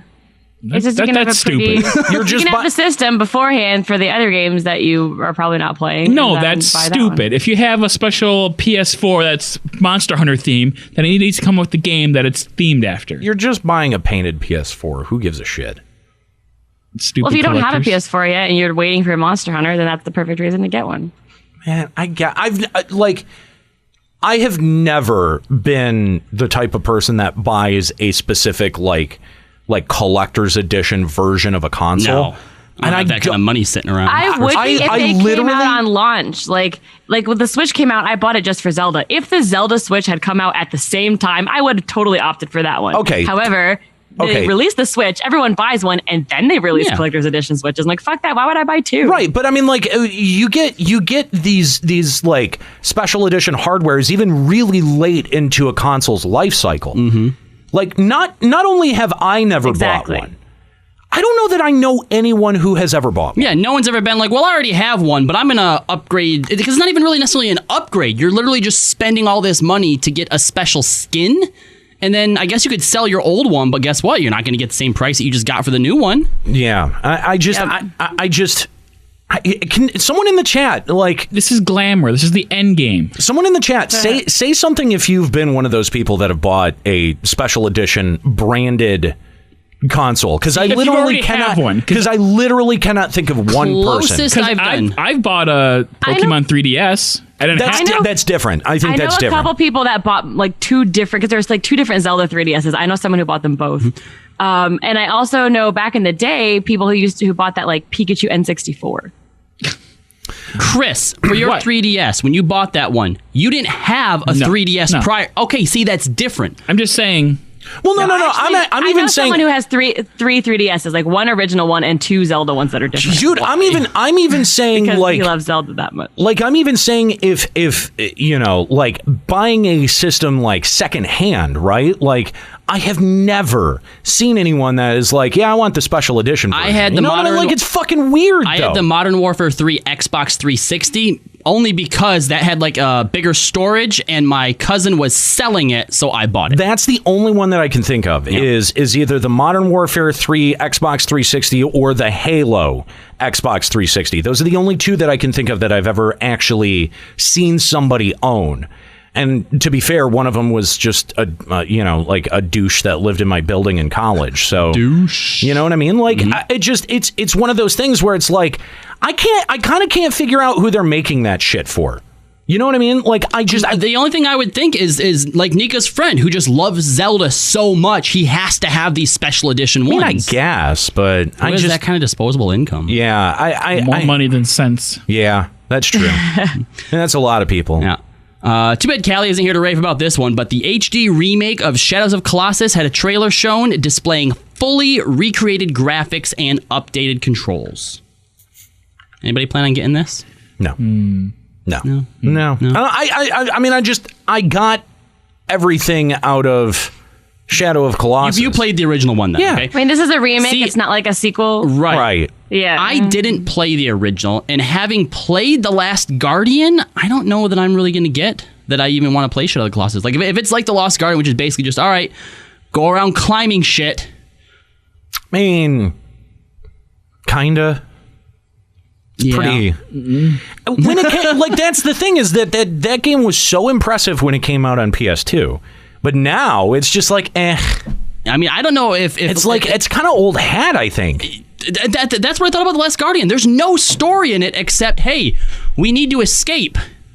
Well, I mean that I think that is that's kind of typical of a Project Eco game, you know? Yeah, well, maybe they're just not my they're glass of tea. They're very minimalist on story, and a lot of it is left open to interpretation. That's actually the aspects of those games that I like. But yeah, I think once you go through them once, that there's not really a reason to revisit it. Yeah. Granted, yeah, there's probably going to be an entire generation of gamers who have never appreciated it and who may end up falling in love with it. Again, if you've played it once or twice, you don't need to go back. Final Fantasy IX officially been re-released on PS4. The release includes HD cutscenes and character models and is pretty well in line with the Steam version, which was released in 2015. I actually just bought this last night to play through with the girlfriend. And yeah, the updated like character models and stuff, really, really good. To the point where they're kind of a little bit jarring. It's a little distracting. Next to the ones that aren't updated. Yeah, do you remember? I don't know if you remember. Wait a minute. If you remember hold on. Let me start talking over you. All the models. No. So remember when you first get control of Vivi, you get the cutscene of the Prima Vista coming into Alexandria, and then it kind of does the top-down thing. You see a bunch of different characters run through, then Vivi comes out and trips, right? Yeah. Okay. All those other characters that were running before him, not updated, super blurry, and then you have Vivi like run up next to him when he tripped, and he's like in perfect, awesome HD. Was that like on the Steam version too? I didn't notice that on the Steam version. I mean, it's still definitely playable. Like, I'm still playing through it and enjoying it. But at least at that moment, like, I noticed, like, those ones are all super ugly, but Vivi looks great. Like, that actually frustrates the shit out of me. Because, listen, Square Enix isn't good at remaking games anymore. Square Enix, listen, if you want, I feel like, Square Enix is phoning it in on the titles that they're developing, and now have gotten to the point where they're phoning it in on their fucking remakes too. Square Enix is getting so fucking lazy. They really are. So fucking lazy. They really fucking are. Like, I am the biggest Final Fantasy 4 and 6 fanboy there ever is, and I was, at one point in my life, I was willing to buy every single remake just to show my support. The Final Fantasy 6 remake that's on Steam is so awful that I don't do that anymore. Like, the monster sprites are super, super detailed, super crisp, perfect. Yeah. The character sprites are blurry as shit. Yeah. It's like you're on a CRT monitor with... Are you sure you weren't still on your CRT monitor at the time? I was... This monitor. Stroke? Flat screen. There you go. I cannot, like the fact that they're that lazy and think that they can pass that off and people won't notice it or call it out, or like, how do you think that that's okay? Yeah. It's the Steam version was the phone version, it's like no one was expecting the PS4 version. Why not announce it and then take a couple of weeks and polish the shit like properly? Like, this is fucking stupid. Now, the thing is I could accept that for like a mobile version or like a tuned down version where you've got nice sprites for the characters and shitty sprites for everything else, or original sprites for everything else, or original character models for everything else. But this is just pure laziness. The player models or player sprites are just the worst out of everything, and the battle monsters look great. Stupid. It's terrible. Stupid. All right, this next one, guys, get ready because Nika's going to go on the defensive. Yay. So, Tabata announces that the original plan for FF15 was for content to conclude with episode Ignis in December. These plans have changed, and further they're not going to release anything? Thank God. Further content will be developed to flesh out the world more. No specifics yet, but this is an early development as he hasn't finished putting together his team yet. Now, this specifically, one of the quotes was, because when I told this to somebody, they're like, oh, so just like more stuff, like what happened after the story, blah, blah, blah, blah. No. What they want to do is they want to be able to delve more into the world and show you how the characters live in it. I mean, I think that's awesome. Like, what I really loved about what FF15 is doing so far is they've been putting out polls that'll ask, what are the things that the players want to see the most in this world? And they're kind of basing their new additional content on what the players have been saying they want. The players say they want a fully fleshed out world. Or do they want more silly events? Like, that kind of stuff. Like, and they're there's a lot of really good options to choose from in there. So if they even do a quarter of those, it'll be really awesome. I don't know. I mean, I'm just like, after the Assassin's Creed event and I'm. That's cute though. It's silly, but it's cute. Up. I don't even have the energy. I don't have the energy to argue with her anymore. I think this is a bad decision, and they're doubling down on a game that's underperforming. Mm-hmm. Well, and you know what's really scary about the future, too? As if the future of Final Fantasy and Square Enix can't get more bleak. I don't know if it was Tabata specifically, but it was like the producer or director said that the biggest thing they learned while doing FF15 was using fan feedback. And so going forward with Final Fantasy 16, they want to include fan feedback in the development process. Square, listen, Square Enix, I'm only going to say this once, okay? Let me just say this, okay? Because if I don't, I feel like I'm gonna explode. Your fans are the worst people on the planet. Square Enix, your Square Enix fans are the worst people ever. But actually, oh my God, you know what I just realized? Because fans, aren't we? Because I don't think the fans are. Because we're fans. But they're not listening to us. Here's the problem. When they put out a poll about FF15, sure, FF15 fans or Final Fantasy fans probably vote on it, right? But we're so much older, right? Fewer of us probably, still into it. They're also getting feedback from people who aren't necessarily Final Fantasy fans, right? That are just gamers in particular who probably I think that the fan base that they've been cultivating for the better part of 10 years is fucking weeby trash, and that's the segment of it that they're fucking listening to, as if those people have any fucking money.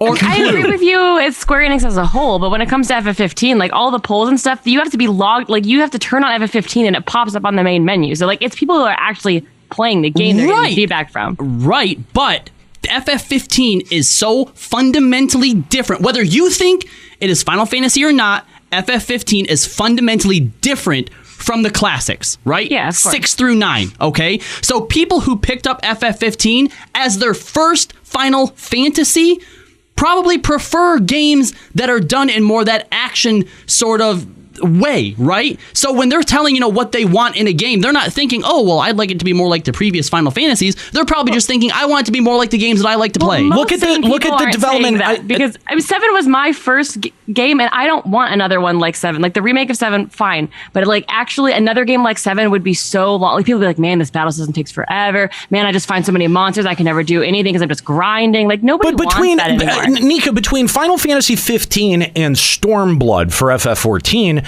I think that you can clearly see Square Enix sees its fans as weeby.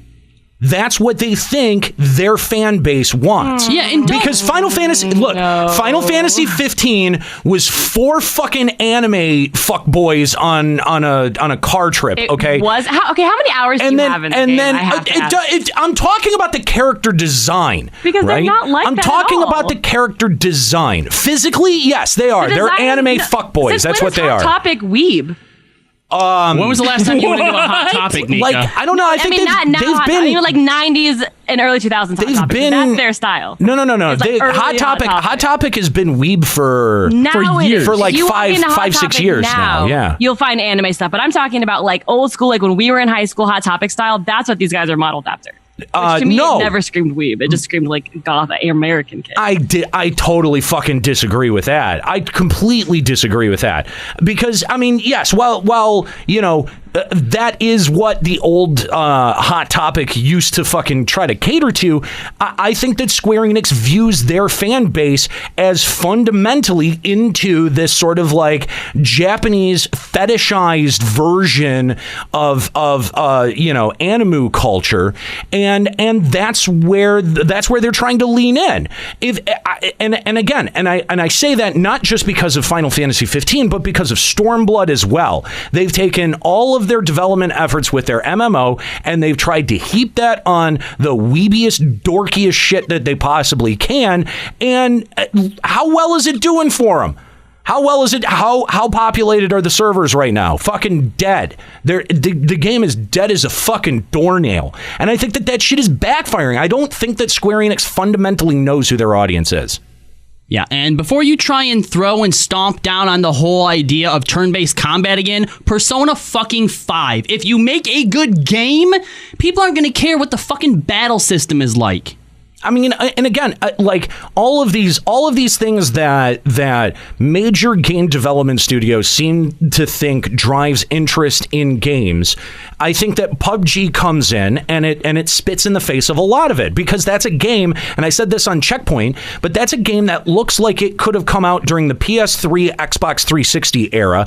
It doesn't have the greatest graphics. It doesn't have the greatest performance. It has it has some rough edges, but people are playing it because it's at the core of it. It's a fundamentally easy to understand, pick up, play game, hard to master, and that's, I think, what people are really activated by and interested in.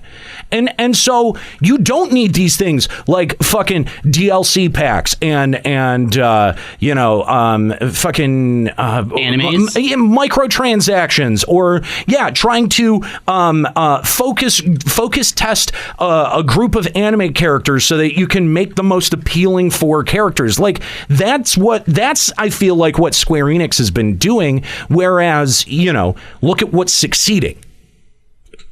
I mean, there's a big difference. There's a huge difference. So, all right, what else we got? Honestly, that's all out of TGS. I mean, but you didn't even talk about the multiplayer expansion that comes out on October 31st. Oh my god. What's the multiplayer expansion, Nika? For 15. Tell me about it. It's not out yet. But you get to make your own avatar and fight in the dark world, and it's going to be fun. I'm excited. Y'all are going to play with me, right? No. No. No. No. Well, I'll stream it, and my streaming fans will play with me, right?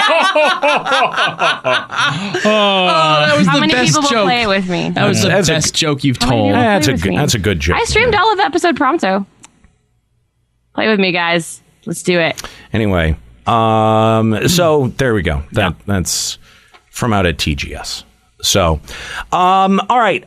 So we had another topic that was sort of picked out that we're just gonna kind of push to the side for a little bit, because we have a better one.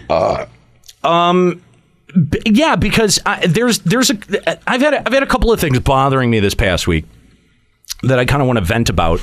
I'd love to open the phone lines for other people to vent as well, but clearly Comcast is not wanting to play ball. But I mean, we can try. We can try to bring you on. Hopefully, Comcast. The thing is I don't know that we'll keep you on for terribly long. We'll try to keep the calls pretty short. Final Encountercast on Skype 810-207-1764. Tell us about what's bothering you lately. What's eating you? What are you bugged by? We'll start. We'll take this in chronological order. We got a couple of comments about conversations that we've had on Checkpoint that I kind of want to give my opinion and my take on before it kind of becomes irrelevant, right? Yeah. So for those that are confused, they're like maybe you only listen to Final Encountercast, right? And you're like, well, I never heard this talked about on the show. It's because we've talked about it on the Checkpoint podcast, which I hope that you're already subscribed to. And we've started putting episodes of just the podcast back onto our RSS feeds. So we hope that you've been listening to those conversations. But let's start off with this message that we got over Facebook. Who wants to read this? I'm going to go ahead. go ahead. All right. So he starts out, guys, I love all your shows.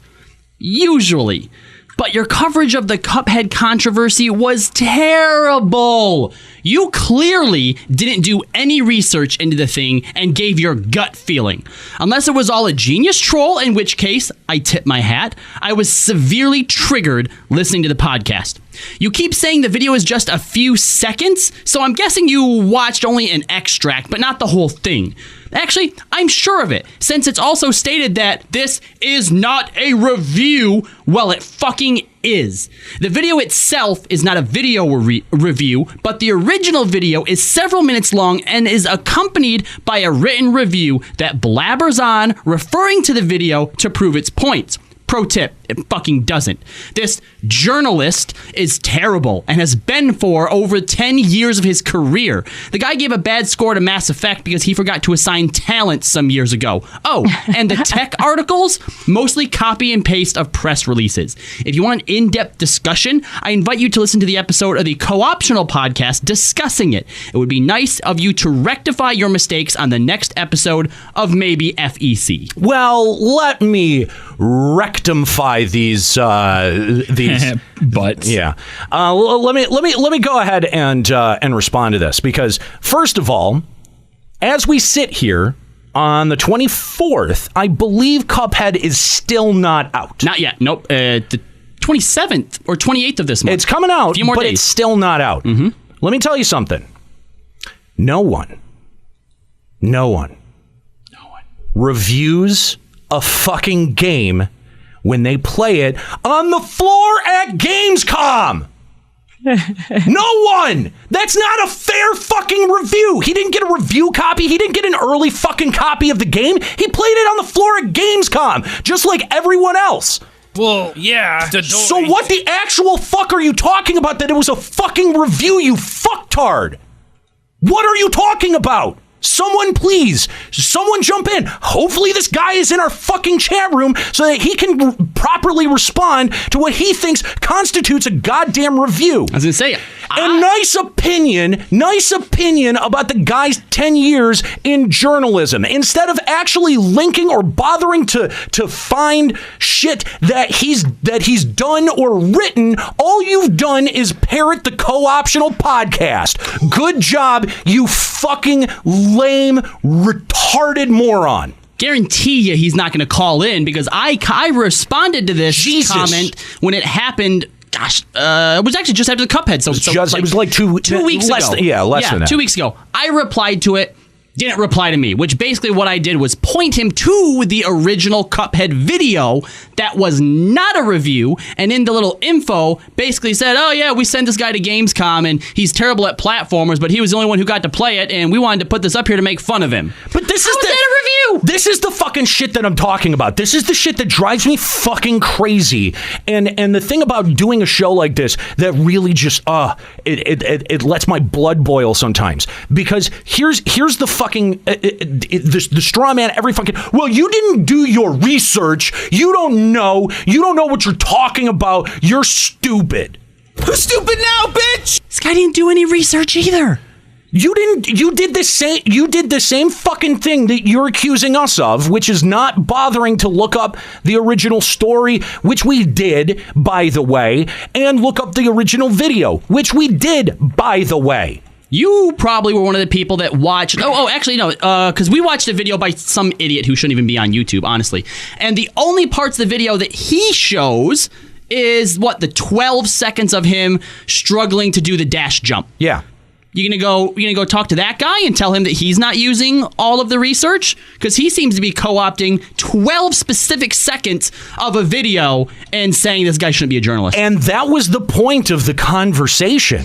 Not the video itself. That was the point of bringing it up in the first fucking place, okay? Was to talk about how nonsensical this shit is.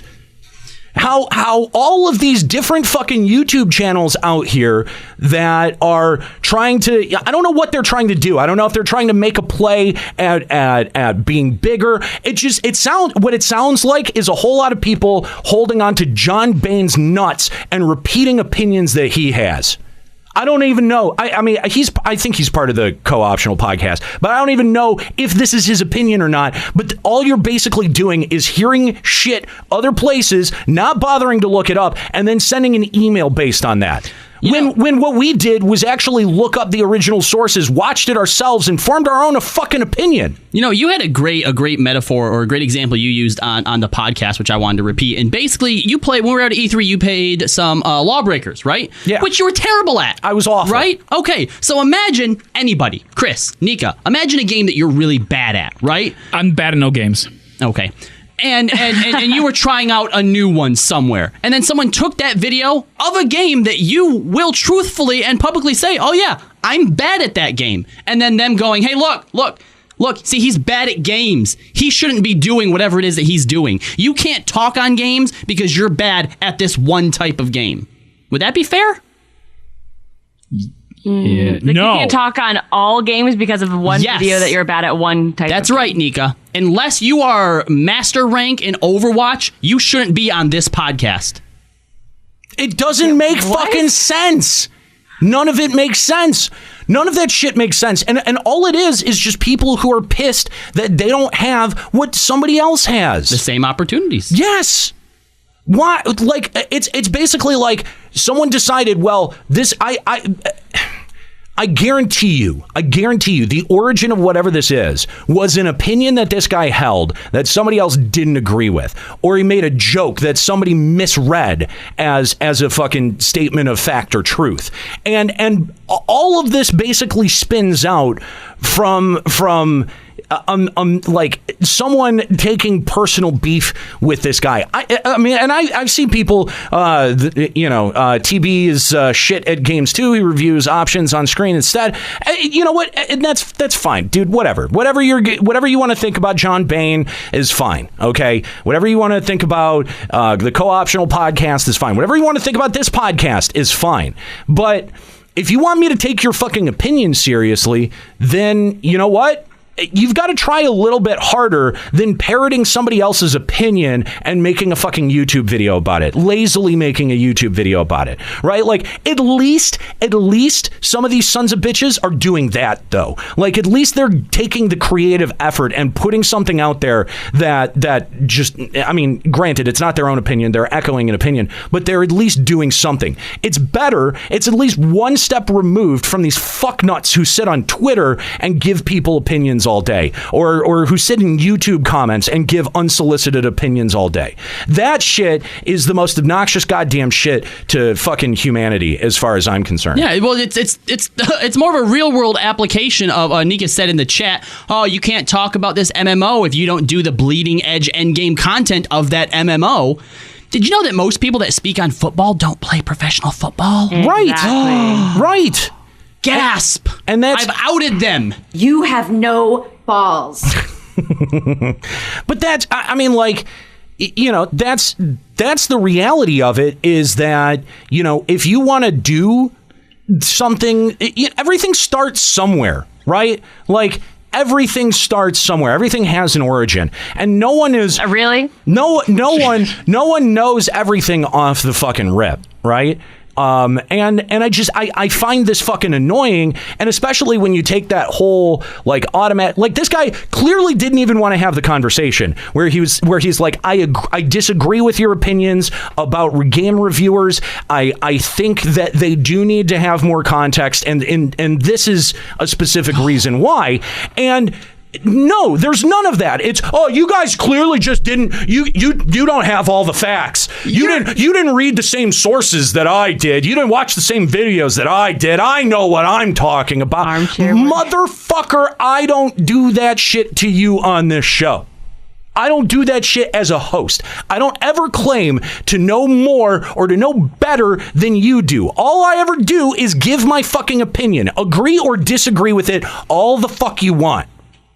You can do that all fucking day. Don't really give a shit. It's just my opinion, and that's what it's going to be.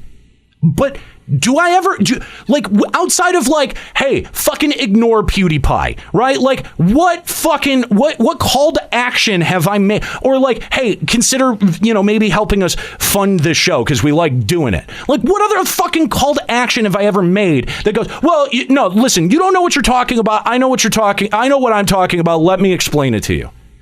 Fuck no. That's arrogant. It's arrogant as shit, and that's what fucking assholes and fucking bullshit political leaders want to do to you.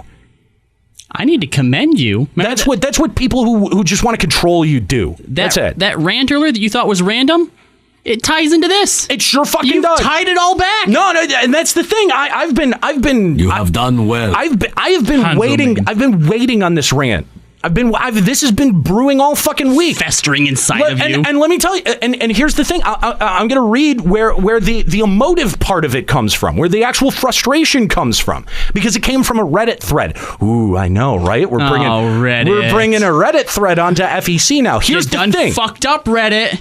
Here's the thing. I'm not going to blast these people. I'm not going to put their usernames out there. I'm not even going to put the thread out there, because this had nothing necessarily to do with us. This was a thread in a subreddit that was asking for esports based talk shows or podcasts. Yep. And so we did. I think he actually says talk shows. Yes. And everyone else gives him podcasts. Yes. And the thing is that, obviously Kooky stepped in. You can see her comment there and recommends our show. And so it was a bit of unfiltered feedback, not knowing that anyone connected with the show would ever necessarily read it or they would ever get back to us. It did. It did. And the thing is I don't hold it. I'm not mad at these people. No, they're allowed their opinion. I don't hold it against them. Absolutely. Yeah. Absolutely. So this is like unfiltered opinion, but still, like, it struck a chord with me. Right? All right. So here's the first one. Not going to lie. The guys on Checkpoint don't know shit about esports. You got served. Oh, okay. I mean, who does? What does that mean? How do you measure how much someone knows about esports? Especially because there's so many different esports. Like, you can still say, oh, the person who's doing this football doesn't know much about football or something, but that's hard to, because football has one set of rules amongst all football teams and all football games. Not to mention, are they upset that we don't go through and break down statistics? That we don't talk about like specific plays and do play-by-plays for different things? Because I don't know enough feedback. Like, how do you know what he's talking about? Right, exactly. I don't know shit about League of Legends. And again, you haven't talked about Hearthstone competitive in a very long time, so you don't know anything about esports. It's true. And again, this is not designed to be feedback, right? Like, people are not trying to tell us what is wrong with the show. They're giving their unfiltered opinion. Mm-hmm. So this guy's unfiltered opinion is these guys don't know shit about esports. And you're right. I have to wonder what makes him think that. What did he listen to that he walked away with that opinion? And what were we talking about? Because you're right. The way that we assembled the cast is, we have a variety of different, interests. There you go. Interests. Yeah. And sort of background. Yes. And the thing is that we get activated and interested by different games. Now, in a year from now, 2 years from now, will the show sound different? Probably. Absolutely. Will it sound maybe a little bit more inside baseball? Probably. Because you work to be able to build that with your audience. But I think what this person doesn't realize or is discounting is that we've got to make a show not just for esports fans, but we've got to make a show for video game fans and try to bring sports fans over to our side of the fence. That's a tough job. Like, that's actually really, really difficult to do. And so I think that, and again, I don't hold any of this against any of these people. I feel like because we have to make a show that casts a bit wider of a net, that has a bit wider of an arc, that people who want that inside baseball, like, they're like, I already know this shit. Like, why are we talking about why are we talking about you guys getting beat up in fucking middle school? Why do I care what your social media's favorite villains are? Right. Yeah, exactly. They don't really understand that it's esports and gaming. The mix is supposed to be about 50-50. So there was another comment that said, I remember when they first launched before any shows, and I thought the same thing after looking through their bios and the little teaser clip that they had. Wait. Before the show launched, I thought the same thing. They don't know shit. But did they say that but now I've listened and now I changed my mind? Nope. Their second statement is they're all basically from a Final Fantasy podcast that seem to have decided just to jump onto esports because nobody cares about FF Online anymore. Man, I wish it was easy to just jump on a nationally syndicated radio. Well, when you pay radio stations, with your $1,500 a month, it's super easy. Yeah, exactly. Yeah. It's super easy to get on 31 different cities across the North America. We're up to 31 now? We're up to 31. I was talking to my mom, grandma now, and I told her 28. Well, she's still your mom. I know. Mom, grandma. Yeah, so say your grandma is your mom. What? Oh God, he's turning into one of those. Isn't there a term for like parents? It's called mature. No, there's a term when you for have a parents. baby and you become mute him, when please. you become a parent. Okay, and you go into other people's like Facebook statuses and like you completely turn it around and like focus it like talking about your child. Yeah. There's a term for that. What is it? I've seen articles about that. Right? That's what he just did. It's like you're doing it. It's like thread jacking. Yes, exactly. Yeah. Someone will be like, oh, broke my leg today, doing motocross. And I remember the first time that my little one broke their leg. You're the worst. You just officially, Chris, you're Or not it's the more worst. like, at least that's relevant. It's more like, oh yeah, but at least it's not like how my kid just did something totally different. Yeah, right. Like, shut up about your fucking children.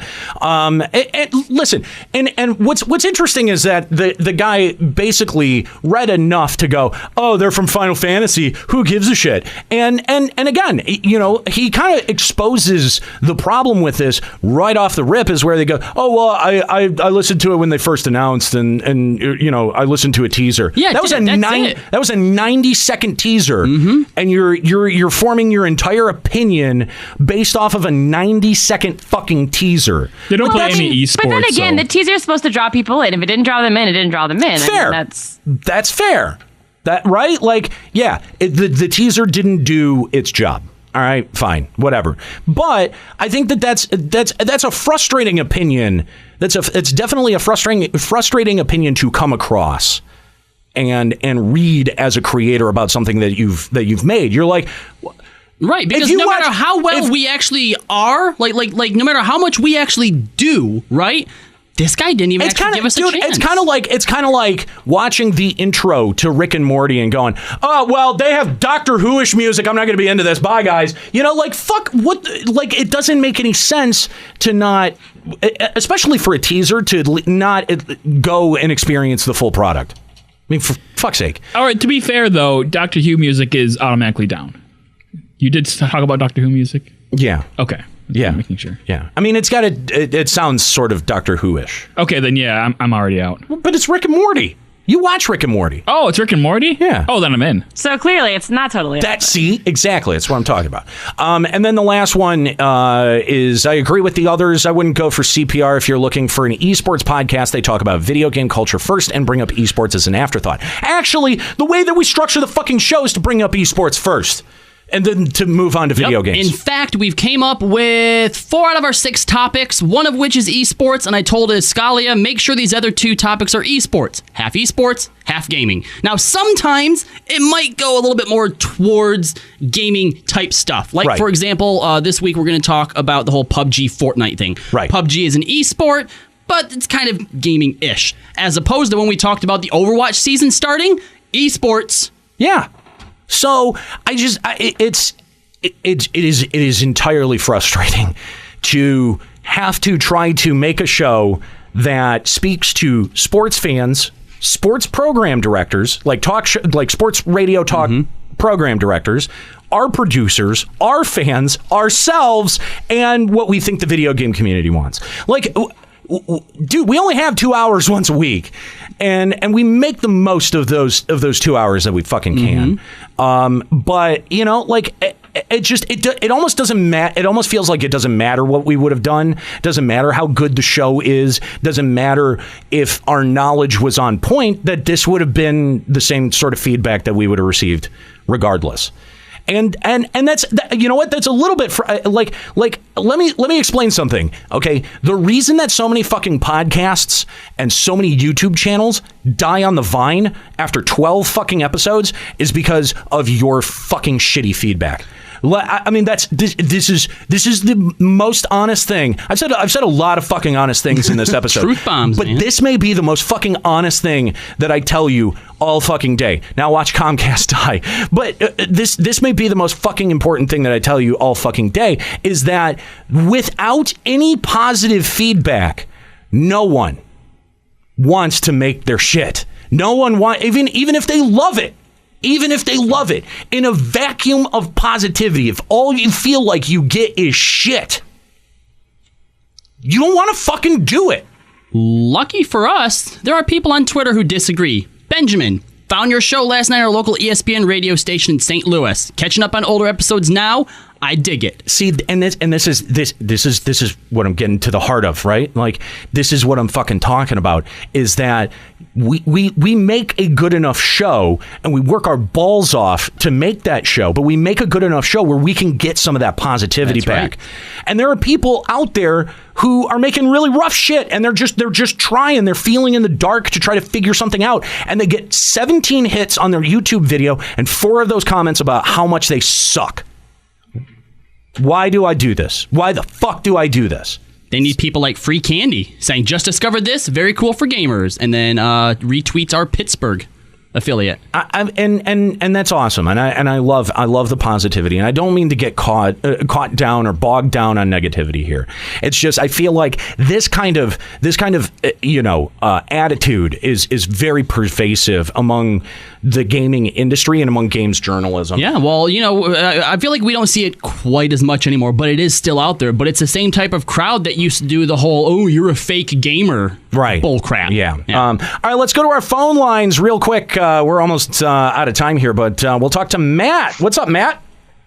Hey, guys. Nice to talk with you again. Hey, thanks for calling Final Encountercast. How you doing? I'm doing great. Just moved into a new place last week, so I'm still putting stuff away, putting up bookshelves, that sort of thing. Congratulations. Congratulations on the new place. That's awesome. Thank you. We enjoy the privacy. We were living with some noisy roommates. We practically took over half of the finished basement to have a living room to ourselves. But having people stomp on our heads all the time was not exactly conducive to anything. I know the feeling. I have a lot of problems with my neighbors in running AC units. So. Well, look, this guy just moved, so why can't you? I know, right? It's so easy.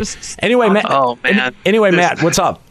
Yeah, so I wanted to talk to you guys about games journalism, and I apologize if I'm talking a little bit quietly. My wife works from home, and she's like sitting 5 feet away from me, so I kind of have to keep a little tone. You're fine. Hi, guys, she says. Hello. Hi. I'm Matt's wife. Yeah, so you guys are and cat. Oh wow, that was one of the. That was a very audible meow. I actually thought that was the wife. Sorry, that was Ember. That's my noise. They're both She's one very the same. noisy when she wants to be. But in any case, I want to talk to you guys about games journalism, and you guys are just starting out with your broadcast career. Getting out there. You've gone to the radio, which is something that practically no one has done.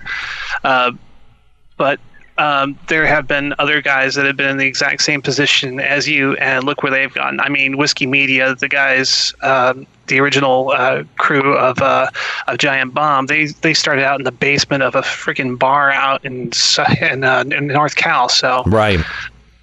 I mean, you guys are in good company.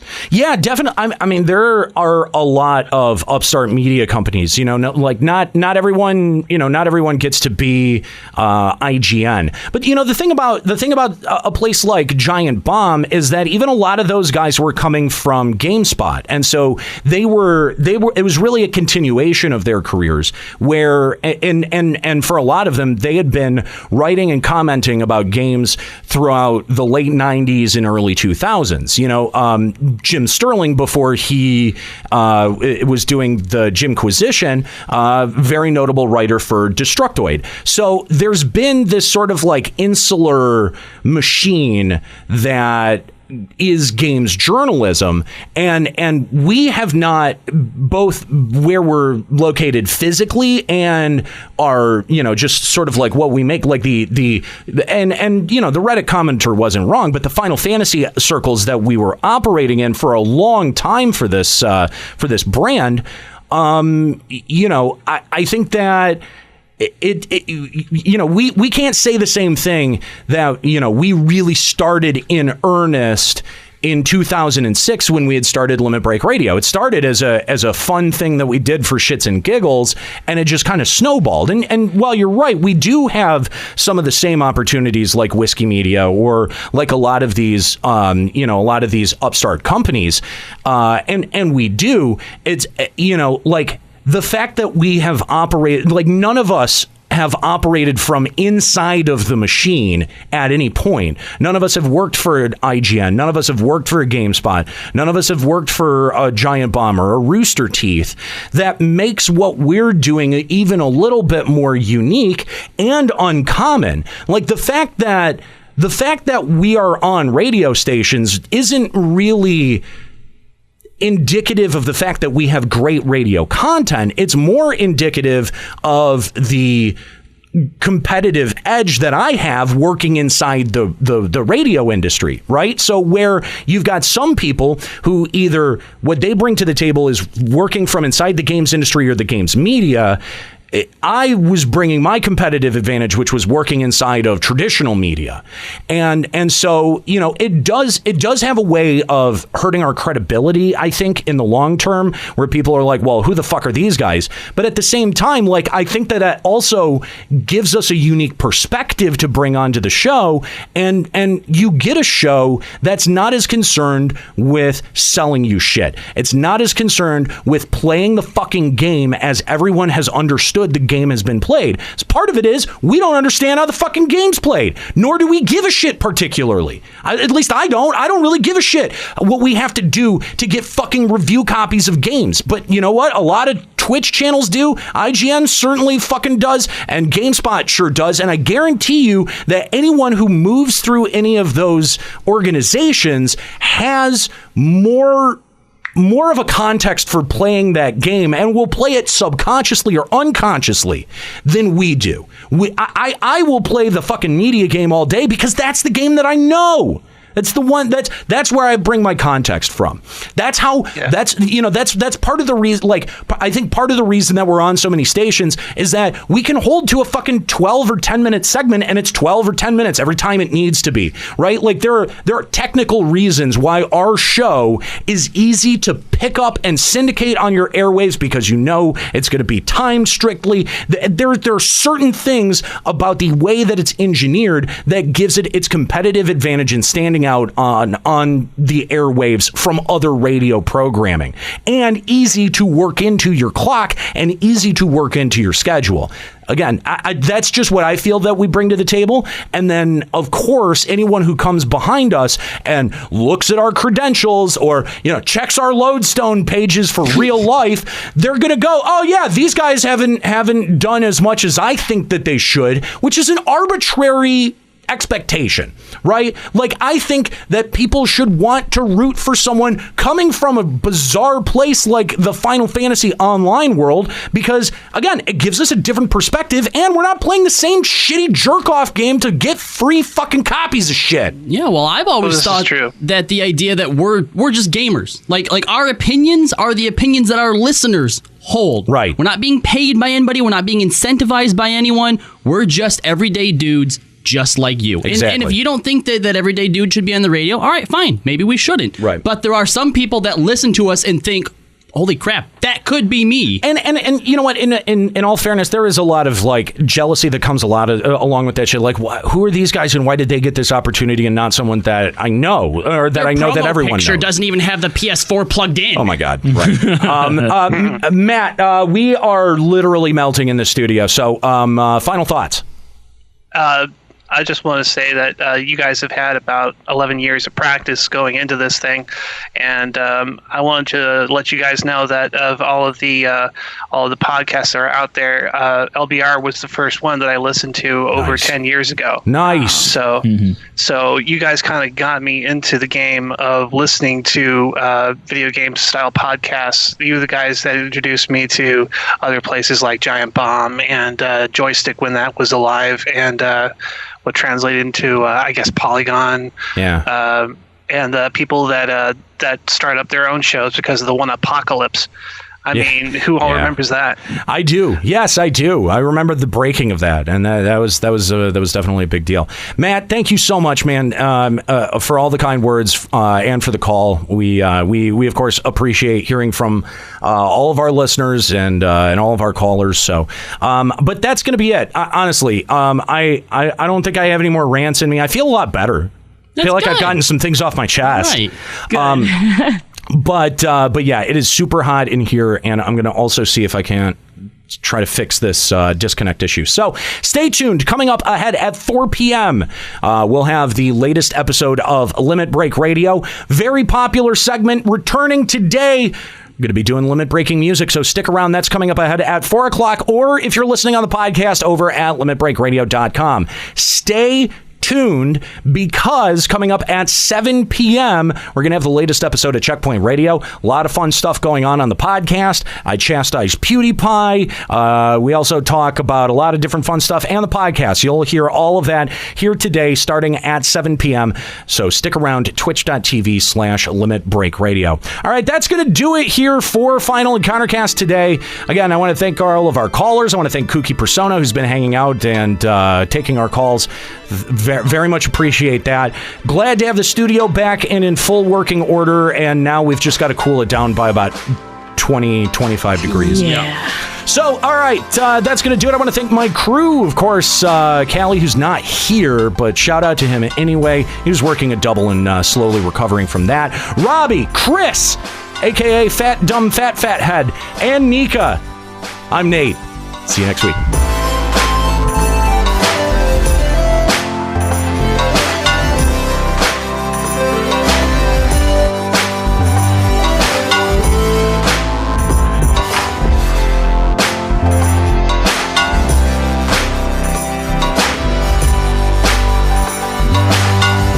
Final Encountercast is a production of FinalEncountercast.com, Limit Break Radio, and Bender Media Productions. Today's episode was produced by Nate Bender, Robbie Landis, Callie Sloan, and Kooky Persona. This show is made possible by the generous Patreon donors of the podcast Limit Break Radio. Opening music provided by Keyboard Kid. More info and music can be found at keyboardkid206.bandcamp.com. Closing music provided by Sobsy. For more info, visit sobsy.bandcamp.com. Final Encountercast and its hosts are solely responsible for its content.